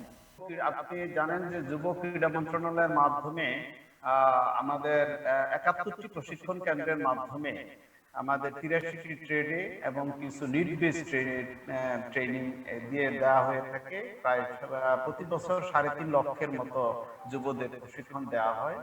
এই করোনাকালীন সময়ে এই প্রশিক্ষণগুলো বন্ধ আছে, কিন্তু আমরা মাননীয় প্রধানমন্ত্রীর নির্দেশে আমরা কিছু নতুন প্রজেক্ট ডেভেলপ করিয়েছি। সেটি হলো করোনা কারণে যারা শহর থেকে কর্মচ্যুত হয়ে গ্রামে যাবে অথবা যারা বিদেশ থেকে কর্মচ্যুত হয়ে গ্রামে যাচ্ছে তাদের জন্য আমরা ভোকেশনাল, অ্যাগ্রো বেসড এবং নিড বেসড ট্রেনিং এর একটা ব্যবস্থা করছি। সেখানে ৩ বছর মেয়াদে প্রায় ৭.৫ লক্ষের মতো যুবরা প্রশিক্ষণ পাবে এবং এখানে প্রায়োরিটি দেওয়া হবে যারা করোনার কারণে চাকরিচ্যুত হয়ে গ্রামে যাচ্ছে তারা।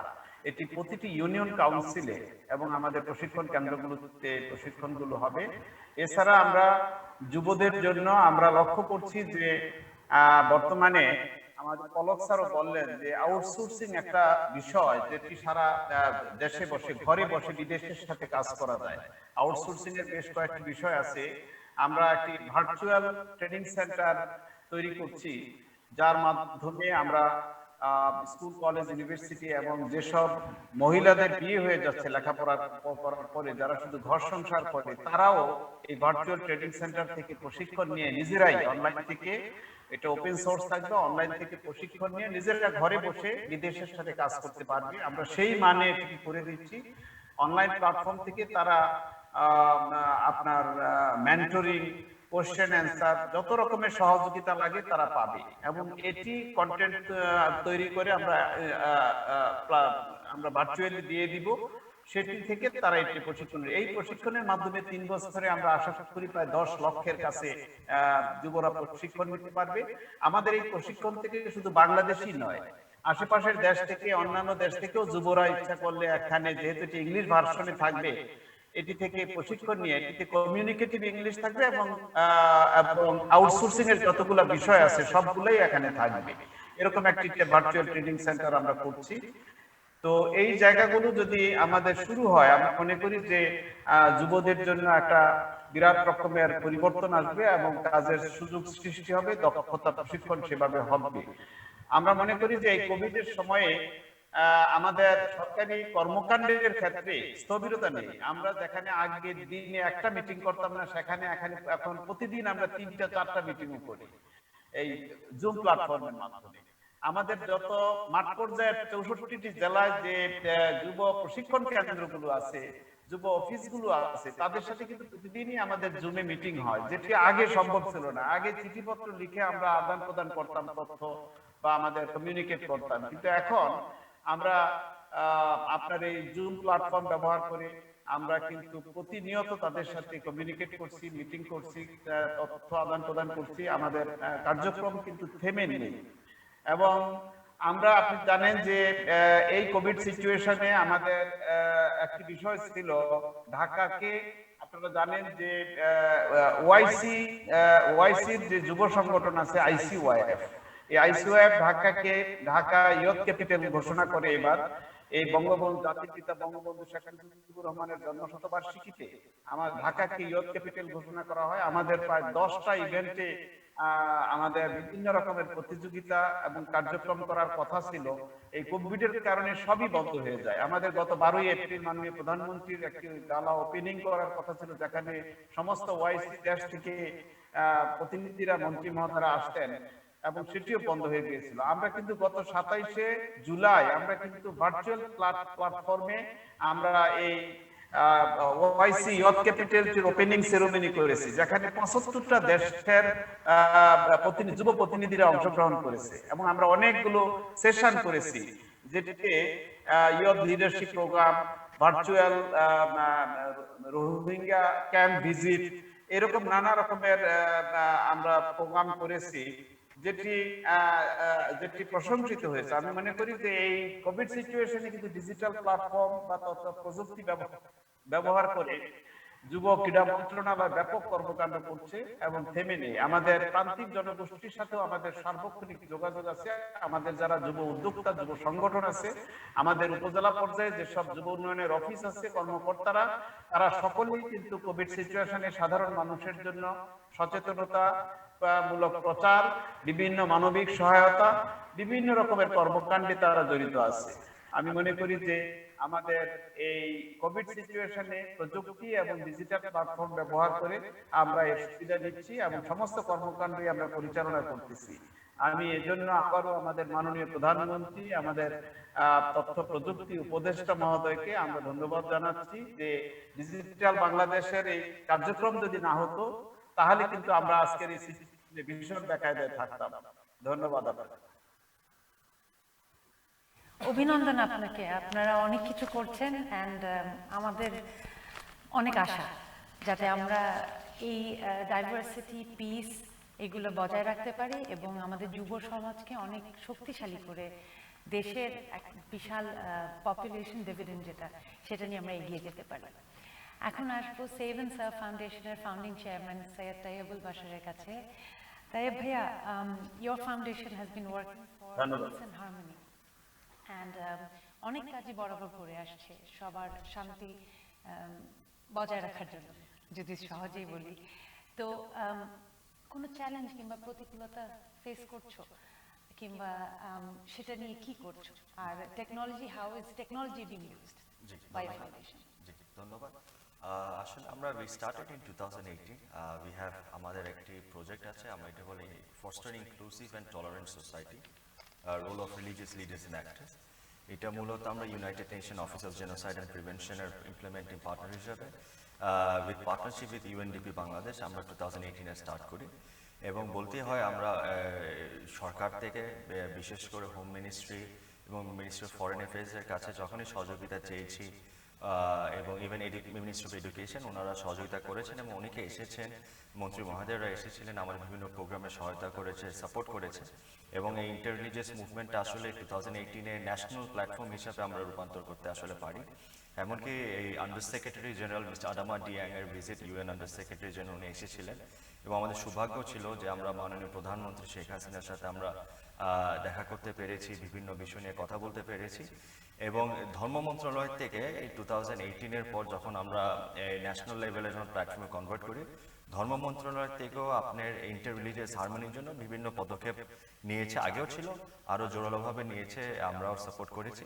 সো আসলে এই 2 বছরে বলবো ইন্টার রিলিজিয়াস হারমোনি বিষয়ের দিক দিয়ে আমরা অন্তর্ধর্মীয় সংলাপ যেটা, এটা আমরা বেশ পরিচিতি পেয়েছি। এবং আমরা এখন শুধু ঢাকা নয়, আমরা যেটা বলি ঢাকা বাবল, আমরা ঢাকা বাবলে আর নেই, আমরা ঢাকা বাবলের বাইরে আমরা বিভিন্ন জেলা, উপজেলা পর্যন্ত আমাদের কমিটি আছে, আমরা কাজ করছি।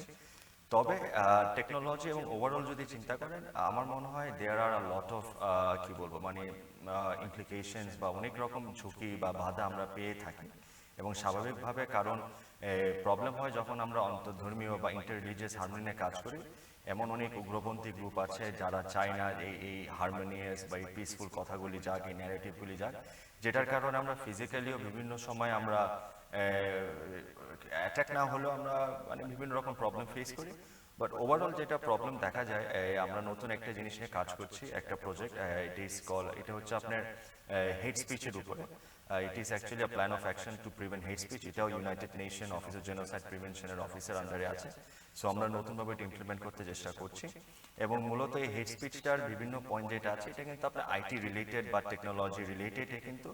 এবং আপনি যদি বিশেষ করে দেখেন, আমরা সহজ বাংলায় বলি হচ্ছে যে রোডঘাটে একরকম মাস্তানি, এখন মাস্তানিটা কনভার্ট হয়ে চলে গেছে সোশ্যাল মিডিয়া। আমরা যখন কোনো ভালো ব্যক্তি বা কোনো ইন্টার রিলিজিয়াস হারমোনির কোনো কথা বা ইভেন ওয়ান সাইডেড না বললো, মানে এক ধর্মের কথা, ইভেন কি ফ্রম ইসলাম বা মুসলিম পার্সপেক্টিভ যখন আমরা কিছু নিয়ে কথা বলি, দেখা যায় মিস ইন্টারপ্রিটেশন এবং প্রোপাগান্ডা যারা ক্রিয়েট করে এই দেশকে সমাজকে অন্যদিকে ঢেলে নিতে চায়, তারা দেখা যায় এই ডাকাতদের মতো বা ডাকাতির মতন গ্রুপে গ্রুপে অ্যাটাক করা শুরু করে বিভিন্ন কমেন্টের মাধ্যমে বা বিভিন্ন ইউটিউব চ্যানেলের মাধ্যমে।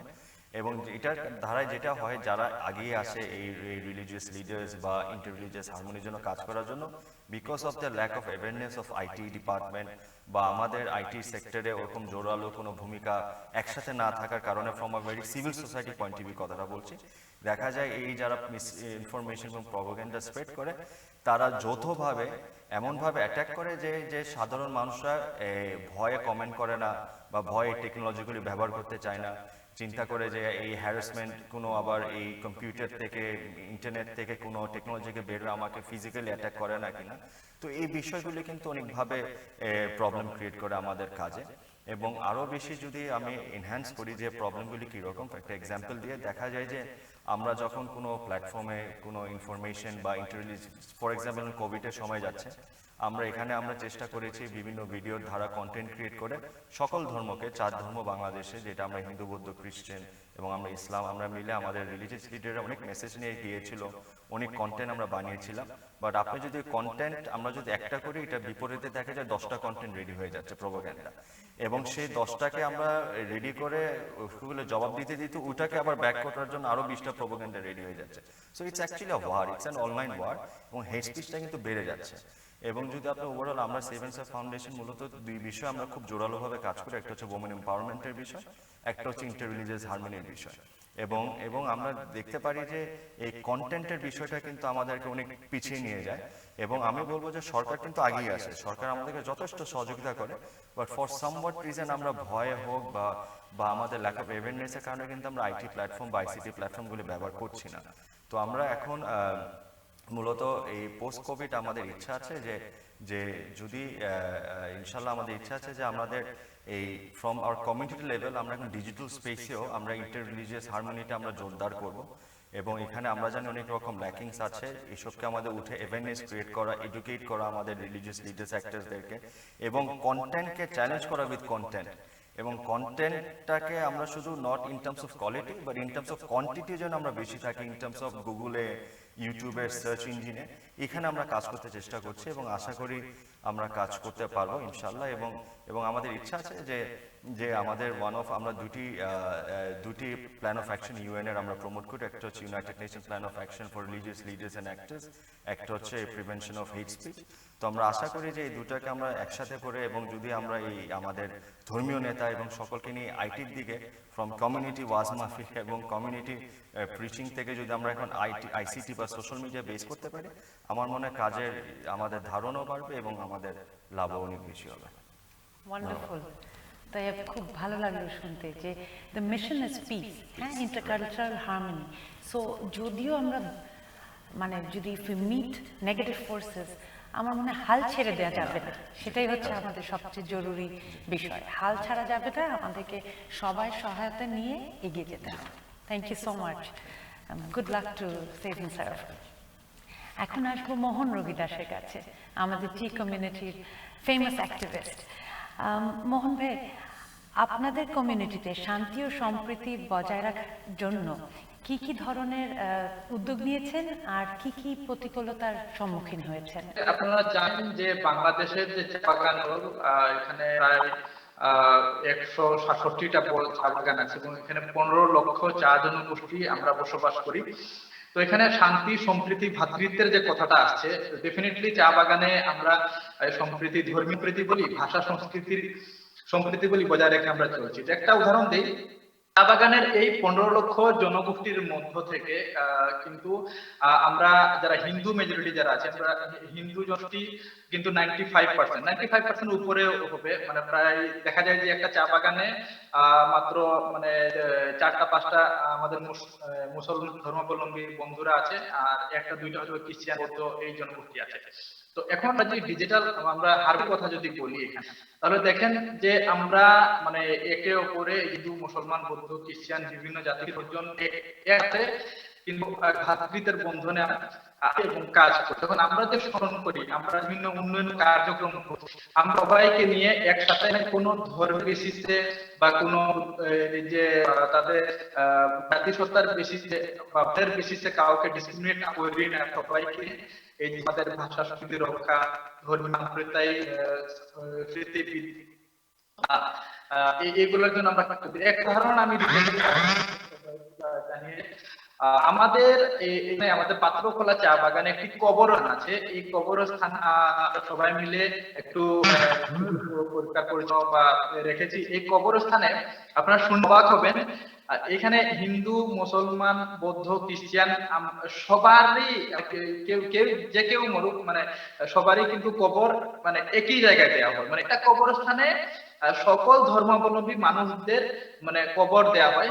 এর থেকে মানে ধর্মীয় সম্প্রীতি বজায় রাখার এর থেকে বড় উদাহরণ আমি জানি না আমার পৃথিবীতে আছে কিনা। আর দ্বিতীয়ত হচ্ছে এখানে আমাদের প্রায় 45টি ভাষাভাষী জনগোষ্ঠীর প্রায় 95টি জাতিগোষ্ঠী এখানে বসবাস করে। প্রত্যেকের ভাষা, সংস্কৃতি, কৃষ্টি, কালচার এগুলো আলাদা। তো কিন্তু এই যে 95টি জনগোষ্ঠীকে এখনো কিন্তু যে সরকার যেটা আমরা ক্ষুদ্র জনগোষ্ঠী বলি, ক্ষুদ্র নৃগোষ্ঠী স্বীকৃতি দেওয়া হয় নাই। এই স্বীকৃতি আদায়ের জন্য কিন্তু আমরা আমি আমার ব্যক্তিগত জায়গা থেকে সংগঠনের পক্ষ থেকে আমরা অনেক কর্মসূচি আমরা নিয়েছিলাম, অনেক প্রেস কনফারেন্স ও অন্যান্য অনেক গবেষণামূলক করেছিলাম। সরকার তালিকাভুক্ত কিন্তু এখনো পর্যন্ত আমাদেরকে যে ক্ষুদ্র নৃগোষ্ঠীর স্বীকৃতি দেন। আজকের এই ডাইভার্সিটি টকের মাধ্যমে আমি আসলে আমাদের মানে সরকার প্রধানকে জানাতে চাচ্ছি যে আমি যে চা বাগানের যে এত ডাইভার্সিটি, এত ভাষা সংস্কৃতির মানুষজন যারা আছে, তাদেরকে যদি এই ক্ষুদ্র নৃগোষ্ঠীর বা স্বীকৃতি যদি দেওয়া হয়, তাহলে আমাদের এই ভাষা, সংস্কৃতি, কৃষ্টি, কালচার রক্ষার জন্য যে আন্দোলন সংগ্রাম বা আমরা যে কাজ করছি, এটা আরো ত্বরান্বিত হবে। আমাদের ভাষা হারিয়ে যাবে না। আপনারা দেখেন চা বাগানের 45টা ভাষাভাষী জনগোষ্ঠী আছে। অনেক বড় একটা বিষয় না বাংলা রক্ষার জন্য। এখন বাধার যে বিষয়টা হচ্ছে, দেখেন হিন্দু, মুসলমান, বৌদ্ধ, খ্রিস্টান বা অন্যান্য জাতিগোষ্ঠী মানুষজন আমরা এর সম্প্রীতির বন্ধনে কিন্তু আছি।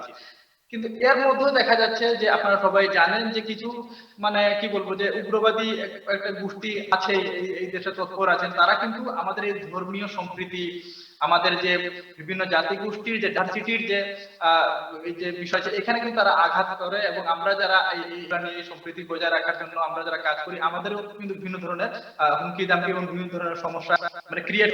আর যে বিষয় বলবো যে আসলে কাজ করার জন্য অনেক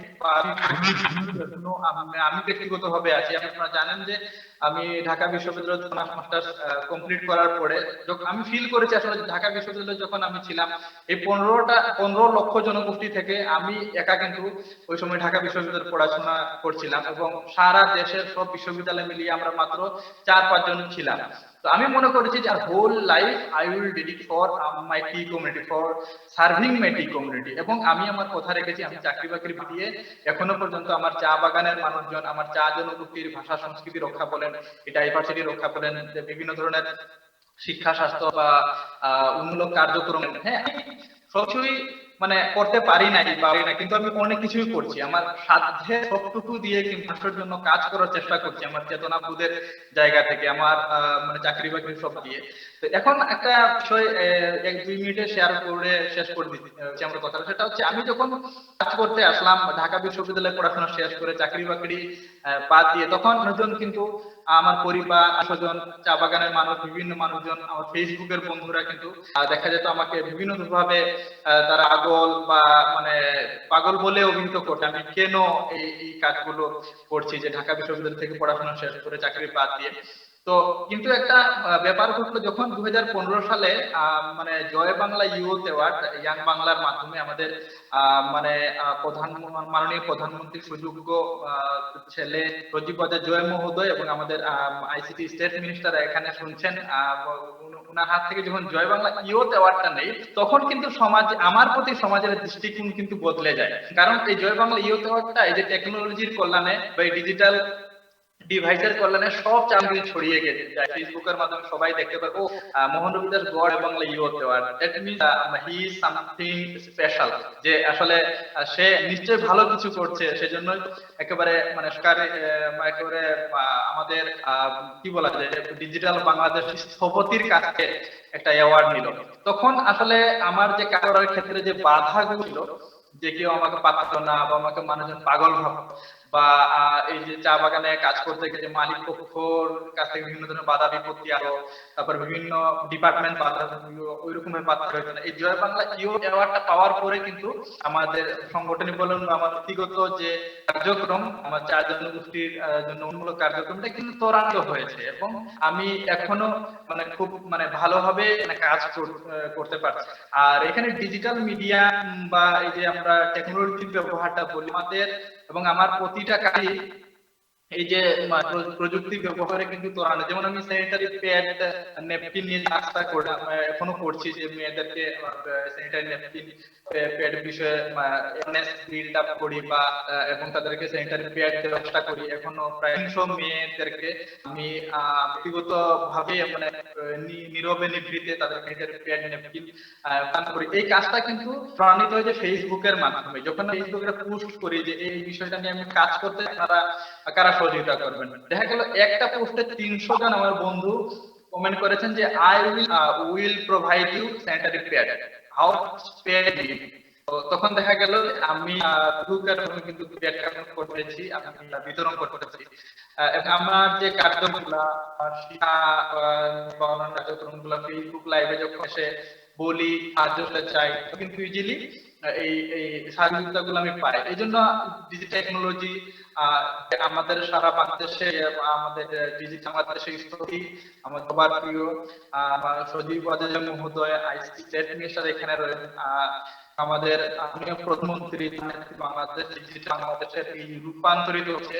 তো তাদেরকে আমার আসলে কৃতজ্ঞতা ভাষা জানা নেই। এই আমাদের জনগোষ্ঠীর পক্ষ থেকে, আমার ব্যক্তিগত পক্ষ থেকে সরকার এবং এই যে আইটি রিলেটেড আমরা দেশীয় এবং আন্তর্জাতিকভাবে যারাই জড়িত আছেন সবাইকে অসংখ্য ধন্যবাদ। এই আইটি এবং এই ডিজিটাল মিডিয়াম কারণেই আমি ভালোভাবে কাজ করতে পারি। আরো যারা সমাজের জন্য কাজ তাদের কাজও অনেক ভালো ত্বরান্বিত হচ্ছে। তো এই জন্য আমি আইসিটি রিলেটেড মানে যারা আছেন ডিজিটাল মিডিয়াম রিলেটেড যারা আছেন সবাইকে ধন্যবাদ জানাচ্ছি। আমি এখানে কথা শেষ করছি, অনেক অনেক ধন্যবাদ। মানে আপনাকে অনেক অনেক অভিনন্দন। আর একটা জিনিস সবসময় মনে রাখবেন, পাগলামি না করলে কিন্তু আমরা এগোতে পারবো না। সো আপনাকে যারা পাগল বলেছে তাদেরকে একটা ধন্যবাদ দিবেন, কারণ এটাই আপনাকে শক্তি দিয়েছে এগিয়ে যাওয়ার জন্য। আর মরিয়া হয়ে পড়তে হবে, আমরা যে যাই করি না কেন আমাদেরকে এগিয়ে যাওয়ার জন্য ডাইনে বাঁয়ে শুনতে পারবো না, আমাদেরকে এগিয়ে যেতে হবে। আর এখন যাব আমাদের মাননীয় প্রতিমন্ত্রী পলক ভাইয়ের কাছে। পলক ভাই, আমরা তো হারমোনির কথা বলছি, ডাইভার্সিটির কথা বলছি, পিসের কথা বলছি, ইন্টারকালচারাল হারমোনি, হ্যাঁ, টু ইনক্লুড এভরিবডি, আমরা মার্জিনালাইজ সোসাইটির কথা বলছি। কিন্তু এগুলো পার করে এগিয়ে যেতে অনেক ট্যাবু টপিকস আসে। মোহন রবি দাসও কয়েকটার সম্বন্ধে বললেন। আমরা আমাদের ছোটবেলায় যেসব নিয়ে কথা বলতে অ্যালাউড ছিলাম না, এখন কিন্তু ইয়াং জেনারেশন জি এগুলো নিয়ে মাতামাতি করছে, মরিয়া হয়ে পড়ছে যে প্রোগ্রেসিভ বাংলাদেশের জন্য টলারেন্স দরকার, অ্যাকসেপ্টেন্স দরকার, হ্যাঁ, মার্জিনালাইজ করা যাবে না কাউকে। সো এখান থেকে হেট স্পিচ এবং ইনটলারেন্স এবং হ্যারাসমেন্ট একটা নতুন রূপে রূপান্তরিত হচ্ছে। আমরা দেখতে পাচ্ছি আমাদেরকে ট্রোল করা হয়, বিভিন্ন ধরনের চ্যালেঞ্জেস ফেস করতে হয়। একটু আগে সৈয়দ তাইবুল বাশারও বলছিলেন যে বিভিন্ন প্রতিকূলতা আসে। সো আইসিটি মিনিস্ট্রি থেকে আমরা কি ধরনের একটা রিঅ্যাসুরেন্স পেতে পারি? আমি জানি আপনি আপনারা মানে ডিজিটাল অ্যাক্টস আসছে, সিকিউরিটি অ্যাক্টস আসছে। So if you can share a little more, আমাদেরকে যদি সবাইকে একটু জানান যে আমরা কিভাবে এগিয়ে যেতে পারি and how we will be protected. আমি বলবো যে ব্যক্তি, পরিবার, প্রতিষ্ঠান এবং রাষ্ট্র, এই 4টা জায়গা থেকেই কিন্তু আমাদের কাজ করতে হবে। এবং ব্যক্তিগত যদি পর্যায়ে বলেন তাহলে ব্যক্তি পর্যায়ে সচেতনতা খুব বেশি প্রয়োজন। সেক্ষেত্রে আমরা এই ডিজিটাল প্ল্যাটফর্মকেই আমরা ব্যবহার করছি, যে সোশ্যাল মিডিয়াতে ফেসবুক, ইউটিউব, অন্যান্য যে নিউ মিডিয়া প্ল্যাটফর্মগুলো আছে সেখানে বেশি বেশি করে সচেতনতামূলক কন্টেন্টগুলো তৈরি করে দিতে। যেরকম আমরা ইউনিসেফের সাথে একটা সেফার ইন্টারনেট নিয়ে আমরা একটা প্ল্যাটফর্ম তৈরি করেছি, যেখানে আপনি মাত্র কয়েক মিনিটের মধ্যে দিয়ে কিন্তু আপনি একটা টেস্ট করে নিতে পারবেন এবং সেই ক্ষেত্রে আপনি সেই কোশ্চেনগুলো আনসার দিয়ে আপনি একটা সার্টিফিকেট পাবেন যে আপনি ইন্টারনেটে সচেতন থাকার জন্য কোন কোন বিষয়গুলো গুরুত্ব দেওয়া দরকার। যেরকম ইউএনডিপির সাথে আমরা ডিজিটাল খিচুড়ি নামে একটা হ্যাকাথন করি, যেটা রবার্ট উল্লেখ করলো একটু আগে। সেখানে কিন্তু আমরা আসলে একটি সহনশীল প্রজন্ম গড়ে তোলার জন্য আমরা বিভিন্ন ইস্যুকে প্রাধান্য দিই এবং সেটার প্রযুক্তি নির্ভর সমাধানকে আমরা উৎসাহিত করি। আর পরিবার কেন্দ্রিক যদি বলি, যে আমাদের পরিবারের যারা পিতামাতা আছেন, অভিভাবক আছেন, তাদেরকেও কিন্তু সচেতন করার জন্য আমরা ডিজিটাল লিটারেসি সেন্টার একটা স্থাপন করতে যাচ্ছি, যেখান থেকে আমরা আসলে অভিভাবকদেরকেও সচেতন করছি। আর প্রাতিষ্ঠানিকভাবে যেটা বলছি, যে ইতিমধ্যেই আমরা প্রতিষ্ঠান ভিত্তিক আমাদের সচেতনতা তৈরি করার প্রকল্প হাতে নিয়েছি। যেরকম আমরা গত বছর সারাটি বছর ধরে সত্য তথ্য যাচাই আগে ইন্টারনেটে শেয়ার করে, এরকম একটা স্লোগান নিয়ে কিন্তু আমরা ডিজিটাল বাংলাদেশের মূল প্রতিপাদ্য হিসেবে আমরা এই স্লোগানটিকে বেছে নিয়েছিলাম। এবং যাতে করে এখন লক্ষ্য করে দেখেন যে কোভিড-19 সিচুয়েশনের মধ্যেও কিন্তু যখন বিশ্বের অনেক উন্নত দেশ, ইউরোপ আমেরিকার দেশগুলো যখন এই কনস্পিরেসি থিওরি এবং বিভিন্ন ধরনের অপপ্রচার, গুজব নিয়ে তারা যখন খুবই সমস্যার মধ্যে পড়েছে, তখনও কিন্তু মোটামুটি ভাবে আমরা এই কোভিড-19 সিচুয়েশনে এই ধরনের মিথ্যা অপপ্রচারকে কিছুটা হলেও আমরা মোকাবেলা করতে পেরেছি। কারণ হচ্ছে আমাদের প্রচুর কন্টেন্ট কিন্তু আমরা ডিজিটাল মিডিয়াতে দিয়েছি। প্রায় 11 কোটিরও বেশি মানুষকে আমরা রিচ আউট করতে পেরেছি ইলেকট্রনিক এবং সোশ্যাল মিডিয়ার মাধ্যমে। আমরা ফেসবুকের সাথে যেরকম পার্টনারশিপ করে আমরা চ্যাটবট আমরা ইন্ট্রোডিউস করেছি, অপরদিকে লাইভ coronatest.com নামে একটা সেলফ টেস্টিং টুল তৈরি করে আমরা কিন্তু লক্ষ লক্ষ মানুষকে এই সেলফ টেস্টিং সলিউশনের আওতায় আনতে পেরেছি। অপরদিকে হোয়াটসঅ্যাপের সাথে বিভিন্ন ধরনের কিন্তু পার্টনারশিপ করে আমরা এই কোভিড-19 সম্পর্কে কোনো অপপ্রচার বা গুজবে যেন মানুষ কান না দেয়, যেন তারা ভুল করে কোনো ধরনের ট্রিটমেন্ট না নেয়, সেই জায়গাগুলো কিন্তু আমরা সচেতনভাবে ট্যাকেল করার চেষ্টা করেছি।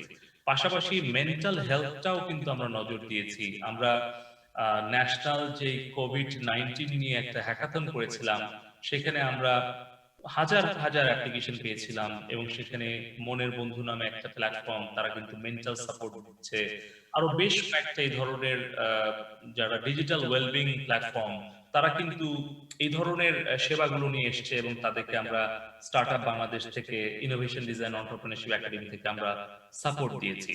এবং এর সাথে সাথে আমি বলবো যে আমাদের যে মানে নারীদের প্রতি সহিংসতা অথবা শিশুদের প্রতি সহিংসতা যাতে কম হয়, সেই জায়গাগুলোতেও কিন্তু আমরা একসাথে কাজ করছি বিভিন্ন বেসরকারি প্রতিষ্ঠানের সাথে। এর সাথে সাথে আরেকটা বিষয় আমরা এখন হাতে নিয়েছি, সেটা ডিজিটাল সিকিউরিটি এজেন্সির আওতায়।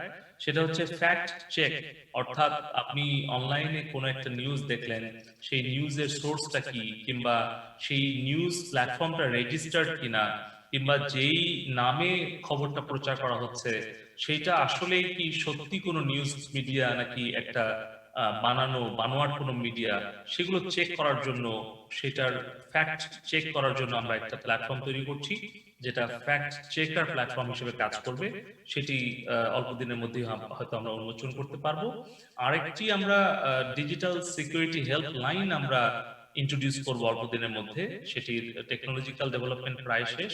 সেটা একটা 3 ডিজিটের একটা শর্ট একটা নাম্বার থাকবে, কল সেন্টার, যেখানে দিনরাত 24 ঘন্টা যে কোনো কেউ এই ধরনের কোনো সাইবার হ্যারাসমেন্ট অথবা হেট স্পিচ অথবা কোনো ধরনের হ্যাকিং এর শিকার হলে, সাইবার অ্যাটাকের শিকার হলে তারা যাতে তাদের আইনগত সহায়তা, পরামর্শ কিংবা তাদের প্রযুক্তিগত পরামর্শ গ্রহণ করতে পারে, তার জন্য আমরা একটা কল সেন্টার আমরা অল্প দিনের মধ্যেই আমরা হয়তো ইন্ট্রোডিউস করব।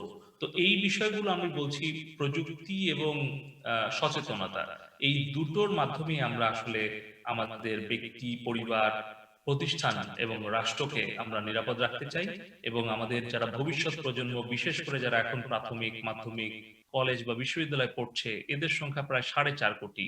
তো আমরা কিন্তু শিক্ষা মন্ত্রণালয়ে মন্ত্রী মহোদয়কে বলেছি যে পাঠ্যপুস্তকে কিভাবে কারিকুলামের মধ্যে এই ডিজিটাল সিকিউরিটি বিষয়গুলো আনা যায়, যার কারণে আমরা মাইক্রোসফটের সাথে, সিআরআই এর ইয়া বাংলা ইউথ প্ল্যাটফর্মের সাথে আমরা একসাথে বাংলাদেশে প্রায় 30 লক্ষাধিক তরুণ তরুণীদেরকে কিন্তু আমরা ডিজিটাল লিটারেসি ট্রেনিং দিয়েছি, যেখানে আমাদের প্রায় 2100 শেখ রাসেল ডিজিটাল কম্পিউটার ল্যাবে আমাদের অ্যাম্বাসেডর সেখানে আমরা নিয়োগ করেছি, এবং আরো নতুন করে 5000 ডিজিটাল ল্যাব হতে যাচ্ছে। সেই প্রত্যেকটি শিক্ষা প্রতিষ্ঠানে কিন্তু আমাদের এই ডিজিটাল লিটারেসি ট্রেনিং গুলো, অ্যাওয়ারনেস প্রোগ্রামগুলো আমরা করব, যার ফলে আগামী প্রজন্ম যারা প্রত্যেকেই তাদের প্রাথমিক, মাধ্যমিক পর্যায় থেকে তারা যেন আইসিটিতে সমৃদ্ধ হয়, পাশাপাশি এক একজন ডিজিটাল লিডার হিসেবে গড়ে উঠতে পারে। আমাদের লক্ষ্য হচ্ছে যে একটা ডিজিটাল লিটারেট নেশন গড়ে তোলা, যেন কেউ কোনো মিথ্যা অপপ্রচারে বিভ্রান্ত না হয় এবং একজন আরেকজনের সম্মান নষ্ট না করে, তার জন্য তাদের সবাইকে সচেতন করে গড়ে তোলা। আমার কাছে ডিজিটাল কিংবা সোশ্যাল মিডিয়ার অ্যাক্সেস আছে বলেই আমি যা ইচ্ছা তা করতে পারবো না। আমার একটা দায়িত্ব আছে। আপনি যেটা বললেন, ব্যক্তিগতভাবে, রাষ্ট্রভাবে, পারিবারিক, সামাজিকভাবে আমাদেরকে দায়িত্ব জ্ঞান নিয়ে এগিয়ে যেতে হবে। অনেক অনেক ধন্যবাদ পলক ভাই। এখন যদি একটু আমাদের মাননীয় সচিব ভাইয়ের কাছে যায়, আক্তার ভাই, অনেকে স্বেচ্ছাসেবী হিসেবে কাজ করছেন, স্পেশালি কোভিড-19-এর সময় কোভিড-19-কে মোকাবেলা করতে প্রচুর ভলান্টিয়ার্স দেখতে পাচ্ছি। আপনাদের মন্ত্রণালয় থেকে কি তাদেরকে কোনোভাবে রেকগনাইজ করা কিংবা কোনো মানে একটা বিফিটিং একটা রেকগনিশন দেওয়ার কোনো পরিকল্পনা আছে কিনা কিংবা কোনো ইনিশিয়েটিভ নিচ্ছেন কিনা? আপনি ঠিকই বলেছেন যে আমাদের এই কোভিড সিচুয়েশনে যুব উদ্যোক্তারা বা যুবরা বা বিভিন্ন পর্যায়ের মানুষ আসলে মানবিক সহায়তা নিয়ে অনেক এই করোনা মহামারীর দুর্যোগের ভিতরেও তারা অনেক নিজেদের জীবনের ঝুঁকি নিয়ে তারা সহায়তা কার্যক্রমে ছিল। আমাদের এটির সংখ্যা কম নয়, ব্যাপক সংখ্যক যুব দক্ষ যুব এবং বিভিন্ন উদ্যোক্তা, নারী উদ্যোক্তা তারা অংশগ্রহণ করেছে এবং এখনো করে যাচ্ছে। আমরা এগুলো সোশ্যাল মিডিয়াতে তাদের ছবি সহ বিভিন্ন রকমের কাজের বিবরণ আছে। সম্প্রতি আমাদের যুব ক্রীড়া মন্ত্রণালয়ের মাননীয় প্রতিমন্ত্রী জনাব মোহাম্মদ জাহিদ হাসান রাসেল এই দিকটি পর্যালোচনা করে তিনি ঘোষণা দিয়েছেন যে আমাদের যারা কোভিড রেসপন্স যারা করেছে বা মানবিক সহায়তা কার্যক্রম নিয়ে যারা কাজ করেছে তাদের জন্য একটা অ্যাওয়ার্ড ন্যাশনালি দিবেন এবং ইন্টারন্যাশনালিও। ন্যাশনালি মিনস আমাদের দেশের ভিতরে যারা এই মানবিক সহায়তা নিয়ে কোভিড সিচুয়েশনে কাজ করেছে তাদের জন্য একটা অ্যাওয়ার্ড থাকবে। এবং আপনারা, আমি একটু আগে বলেছি যে ঢাকা ইয়ুথ ক্যাপিটাল এর একটি প্রোগ্রাম আছে বাংলাদেশে, এই বছর এক ব্যাপী চলছে। সেটির ওপেনিং সেরেমনি আমরা করেছি। আরো 10টি প্রোগ্রাম আছে, তার ভিতরে আমাদের একটি প্রোগ্রাম আছে বঙ্গবন্ধু ইয়ুথ অ্যাওয়ার্ড, এটি বঙ্গবন্ধুর নামে। আর আমরা এই কোভিড সিচুয়েশনে যেসব যুব উদ্যোক্তারা ভালো কাজ করেছে তাদের জন্য এবং ওআইসি দেশভুক্ত সমস্ত দেশ থেকেও আমরা আহ্বান করব প্রতিযোগিতায় অংশগ্রহণ করার জন্য বা তাদের প্রোফাইল চাবো। এবং সেখানে যারা ভালো কাজ করে, যেহেতু আমাদের বাংলাদেশে আমাদের মাননীয় প্রধানমন্ত্রী তার সুচিন্তিত নির্দেশনা একদম মাঠ পর্যায়ে সার্বক্ষণিকভাবে তিনি সবসময় নির্দেশনা দিয়েছেন এবং কোভিড মহামারীকে নিয়ন্ত্রণের জন্য, সংক্রমণ নিয়ন্ত্রণের জন্য ব্যাপকভাবে কার্যক্রম করেছেন। এই জন্য মাননীয় আমাদের প্রতিমন্ত্রী মহোদয় ঘোষণা দিয়েছেন এই কোভিড রেসপন্স অ্যাওয়ার্ডটি মাননীয় প্রধানমন্ত্রীর নামে আমরা ন্যাশনালটিও এবং ইন্টারন্যাশনালটিও আমরা সেভাবেই দিব। তো শীঘ্রই আমরা এটির বিষয়ে আমরা পেপার পত্রিকা সহ বিভিন্ন মিডিয়ায় আমরা অ্যাডভার্টাইজ করে আমরা দরখাস্ত আহ্বান করব এবং তাদের মানবিক সহায়তার যে কার্যক্রম আছে সেই কার্যক্রমের সমস্ত কাগজপত্র সহ তারা অ্যাপ্লিকেশন করবে এবং তার বেসিসে একটি বাছাই কমিটি করে সেটির মাধ্যমে আমরা এই অ্যাওয়ার্ডটি দিব। এবং আমি মনে করি যে বাংলাদেশেও এটি দেওয়া যাবে এবং যেহেতু ওয়াইসি ইয়থ ক্যাপিটালের প্রোগ্রামের ভিতরেও আমরা এটি নিব, সেখানেও আমরা সমস্ত ওয়াইসি দেশগুলোর ভিতরে যারা এই মানবিক সহায়তার কার্যক্রম কোভিড সিচুয়েশনে যারা ভালো করেছে তারাও অংশগ্রহণ করতে পারবে। If I could request Mr. Robert Stolman to share a few words to end the program. Well, thank you so much. It was a real pleasure to be here today. I think very rich discussions, and I especially appreciated, that we have discussed both about the new normal, the need for doing more online, all the potential that it has to go online, but also our limitations in terms of reaching out. And try to find ways how to reach the unreached, and I think we had also the right people here, Honorable Minister Pollack, and we know, the determination of the government for universal coverage in Bangladesh, and very much part of it. I also was very much inspired by what the Honorable Minister was talking about, how to address hate speech. He was also explaining the importance of digital literacy. I think that's also a very important finding. That of course, whenever we can remove unwanted posts on the internet, when we can report to Facebook, we should do that. But it's more important that people start to become aware about issues around social media and are able to recognize hate speech or misinformation, and are able to respond to it themselves, so that we as the users of social media are actively involved together with the government, in making sure that this is a safe place. So thank you so much. A great initiative by the Earth Association, and thanks to Rtv, and thanks to everyone, and especially also the Secretary of Ministry of Youth and Sports, and also Pollack, but also the other speakers, Sonia, who unfortunately had to leave, Mohab, and my dear friend Taya. And of course, Sarah, you did a great job in moderating this session. Thank you. Thank you. Akon, if I can come to Save and Serve Foundation Chairperson, Syed Tayyabul Bashir, a few ending words. Thank you very much. শুরুতে আমি দি art সোসাইটিকে ধন্যবাদ জানাবো আজকে আনার জন্য, এবং আজকে এই প্রোগ্রামটা আসলে ওয়াজ ট্রুলি এনলাইটিং। আমাদের মাননীয় মন্ত্রী মহোদয় ছিল, সচিব মহোদয় ছিল, এবং ওয়াইড অ্যাসপেক্টে অনেক কিছু জানতে পেরেছি।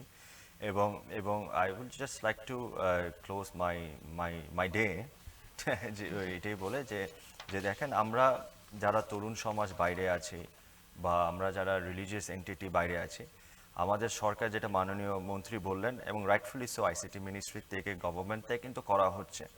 এখন যদি আমাদের জন্য মাঠ রেডি করে যায়, একটা প্ল্যাটফর্ম রেডি করে দেয়, কিন্তু আমরা যদি খেলতে না যাই বা আমরা যদি প্ল্যাটফর্ম না ব্যবহার করি, তাহলে কিন্তু আসলে কোনো লাভ হচ্ছে না।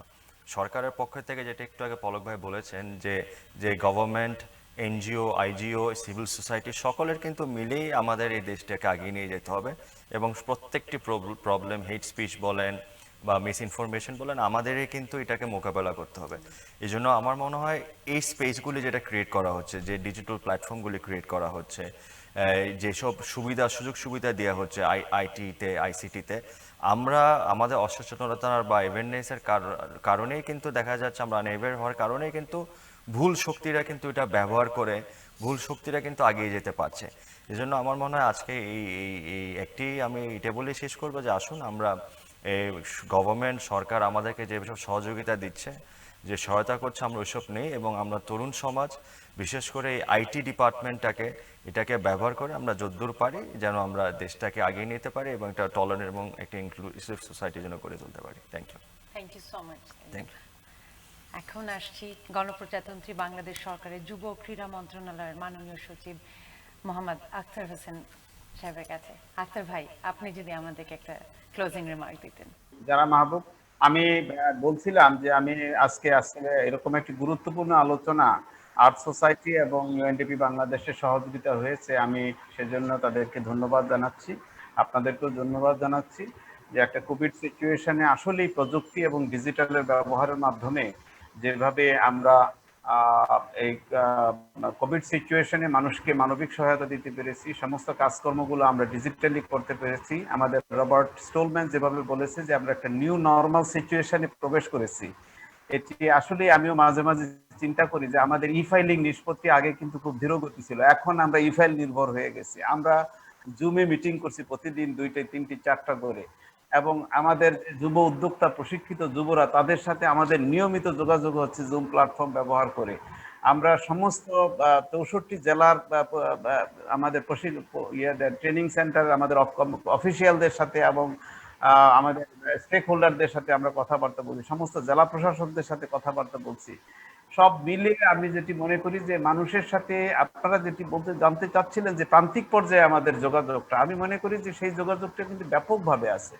আমি বলতে ভুলে গিয়েছিলাম, আমি আমাদের মাননীয় প্রধানমন্ত্রী কোভিড সিচুয়েশনে 64 জেলার জন্য 64 জন সচিবকে দায়িত্ব দিয়েছিলেন কোভিড সিচুয়েশনকে আপনার তদারকি করার জন্য, দেখার জন্য।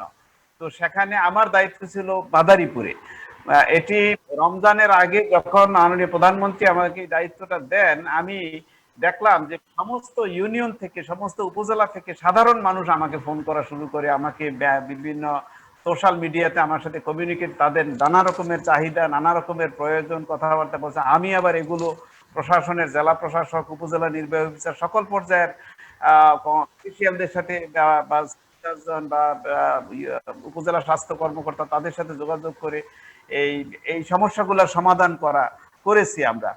সেই জায়গাগুলোতে আমি মনে করি যে এই ডিজিটাল প্ল্যাটফর্ম ব্যবহার করে, প্রযুক্তিকে ব্যবহার করে আমরা আসলে বাংলাদেশে যেভাবে কোভিড সিচুয়েশনকে মোকাবেলা করেছি, এটি সম্ভবত পৃথিবীর অন্যান্য দেশে হয়েছে কিনা আমি জানি না। এবং আমাদের মাননীয় প্রধানমন্ত্রী যেভাবে ঢাকা থেকে শুরু করে সমস্ত শহর, গ্রাম, সকল অঞ্চলে যেভাবে ডিজিটালি উনি কমিউনিকেট করেছেন, নির্দেশনা দিয়েছেন, সহায়তা করেছেন বিভিন্নভাবে, এটিও আসলে আনপ্রেসিডেন্টেড। আমার মনে হয় পৃথিবীর কোনো দেশের কোনো সরকার প্রধানই কিন্তু এভাবে করেছে আমাদের জানা নেই।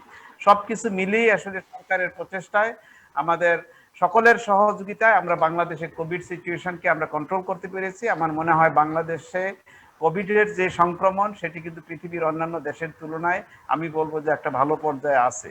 তা আমি আজকে আপনাদেরকে এরকম একটি গুরুত্বপূর্ণ বিষয়ে আলোচনার অবতারণা করার জন্য, আমাদেরকে সুযোগ দেওয়ার জন্য, কথা বলার, আমি আপনাদেরকে ধন্যবাদ জানাচ্ছি। ধন্যবাদ সবাই। Thank you, Akhtar bhai. Thank you so much. Become a peace ambassador at the earthbd.org. এটা আমি ভাবছিলাম সবাইকে বলবো।